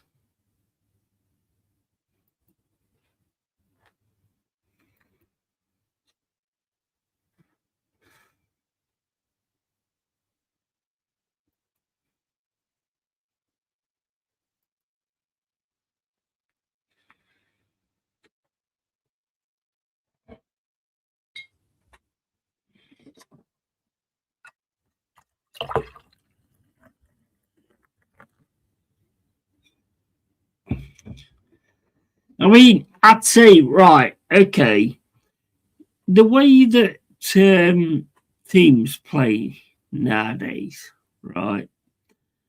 Back in the day, right? I don't know how old you are, Colin, but back in the day, you'd see players with quality, right? Nowadays, for me, football is so regimented. The only player you're going to see with quality that plays out of the box and decides to do something different to what they've been told, right? And nowadays they're classed as world class players. Back in the day, you used to have like a team that goes out, does a formation, and shows their quality in that formation. Nowadays, you've got like a real regiment. I mean, come on, you can't argue with it because backwards, sideways, passing in the defence, and you know, it's boring. It's boring. Back in the day, you'd have somebody who'd go, fuck this, I'm taking on it. I mean, how many times do you see a fucking winger take somebody on? They don't. They pass it back. And then they pass it back again. And it ends up back with the defenders because he didn't take anybody on. But if he does actually do something and take somebody on, he's world class. Apparently he's world class. He's doing what every fucking player ever did. Well, not every player, but the quality players did. And that's the problem with football nowadays because they're happy to just keep passing it back and doing it. And this is why Saka's not world class.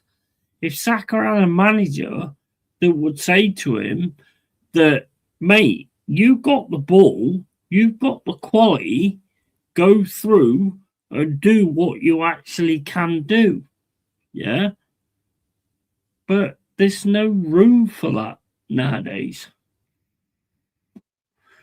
There's no room for that in football nowadays. They get that fucking taken out of them straight away. I'll give you an absolute example. Tierney for Arsenal. When he was at Celtic, he's bombing down the left wing and fucking banging it into and getting across into the box and being an absolute threat. Look at him when he went to Arsenal, who he's not with now. He never did that. He did it a few times, and when he did it, you could see it. That's what makes a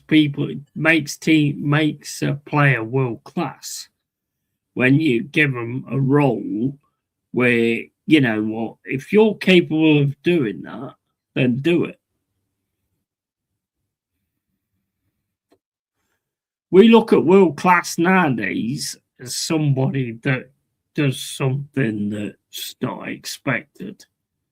Whereas back in the day, they did things that they was capable of doing, and managers could see that they was capable of doing these things and allowed them to do it. And that's why we saw world-class players.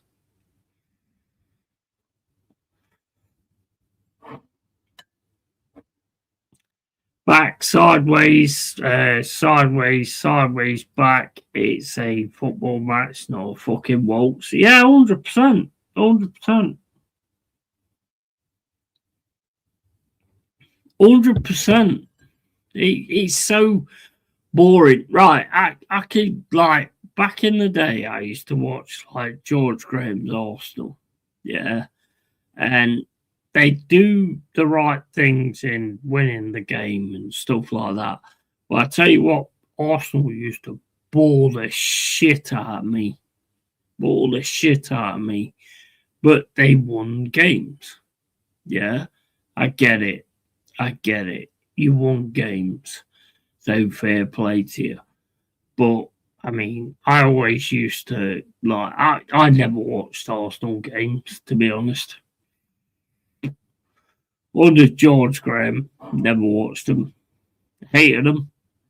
Bored me to death. But I'm not a fan of Arsenal, so it doesn't matter to me. But we are going down that road of being exactly the same way. And every single team does the same fucking thing.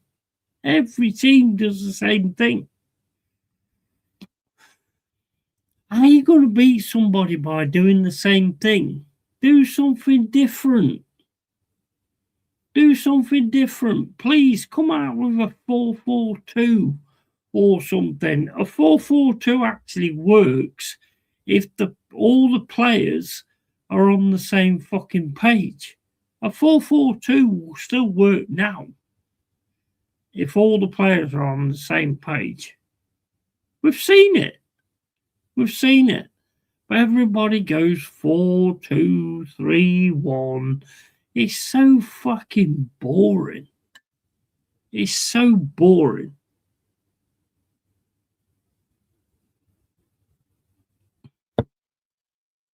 I like commentating on the games, but I would have preferred commentating? Is it commentating? Is it commentating? It's not commentating, is it? Commentating?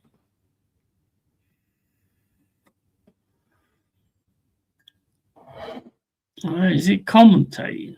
I don't think it's commentating, is it?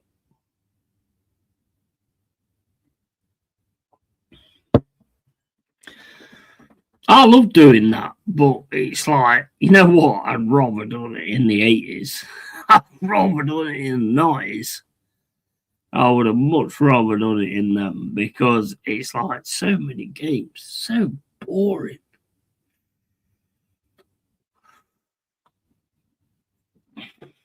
It just bores you to death. Oh, it's back to the defender. Oh, it's passing into the middle. Oh, and then the player in the middle passing back to the defender. Oh, they pass it to the left back, and then the left back passes it to the left winger. And he plays it back to the midfielder. And then the midfielder plays it back to the defender. It's so fucking boring. I get it if you're in the ground, because, like, if you're in the ground, if you win, you win. And I mean, that's one thing I will say. If you win, you win. And that's all that matters. I need a piss.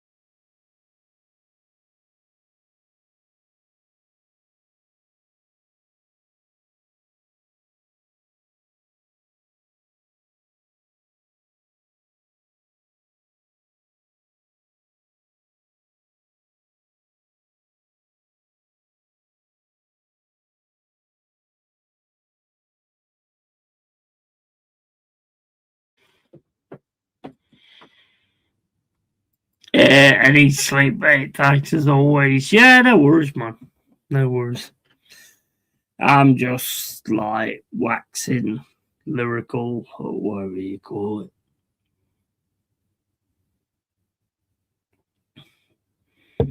But I'm just tired. I'm tired of watching the same old fucking shite.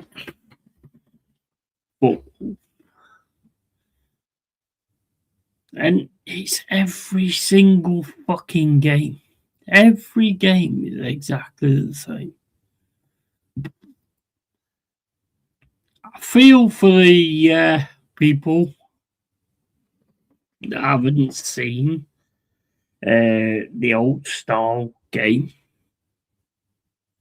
And I'll say to every single one of you, go watch the way it used to be, and then you'll understand.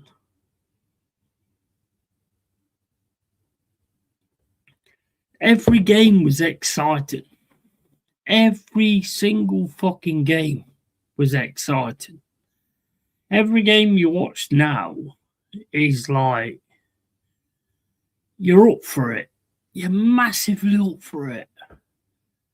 Then as soon as it starts, it's like, the fuck is this shit?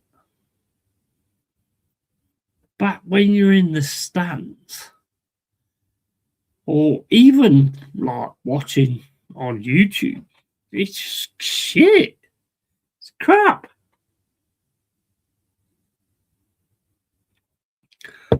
Honestly, I mean, I always wanted to like do the commentary and all that kind of stuff, but it's like the game nowadays is just nothing the way it used to be.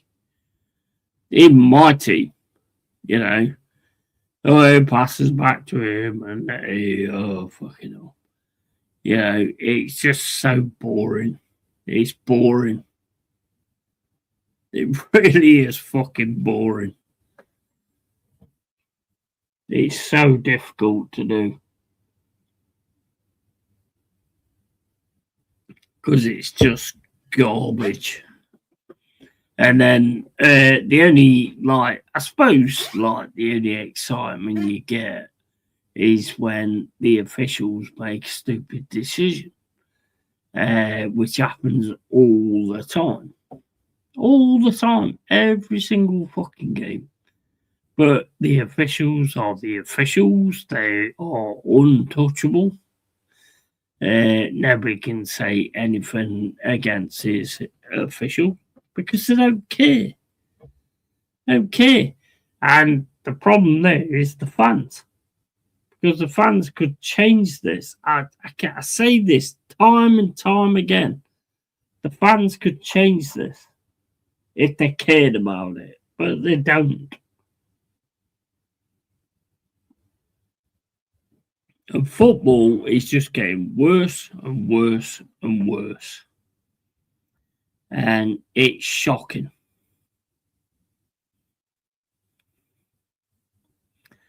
But hey, maybe people are going to look at me and go, oh, well, he's a Forest fan. They're in the relegation zone. That's why he's saying this. No, it's got nothing to do with that. It's got to do with me seeing the game the way it actually is. And it's just shocking. It's just shocking. It gets to the point where it's not entertaining anymore. And I'm a massive football lover. Massive football lover. Always have been. I'm 52 years old now. And I've always loved football. But the football I'm seeing nowadays is just terrible. Terrible. Awful. Just saying it like it is.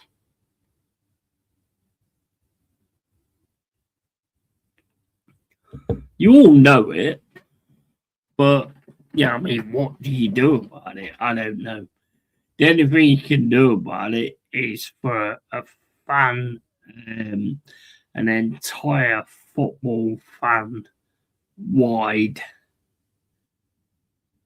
thing where people have just had enough of it, and you're never going to get that. So, you know, this is what we've got, and this is what we've got to deal with. So, yeah. Anyway, guys, I'm going to go out of here. See you tomorrow for the Forest against Manchester City. And, yeah. I don't know any other way we can sort this out, but, yeah. It's not going to be sorted out because they're all making money out of it. And you guys keep paying them the money. So, yeah. So, as always, guys, keep it real, keep it yay. And, yeah. Tassie fucking bye. See you later for the game against Man City tomorrow. Laters.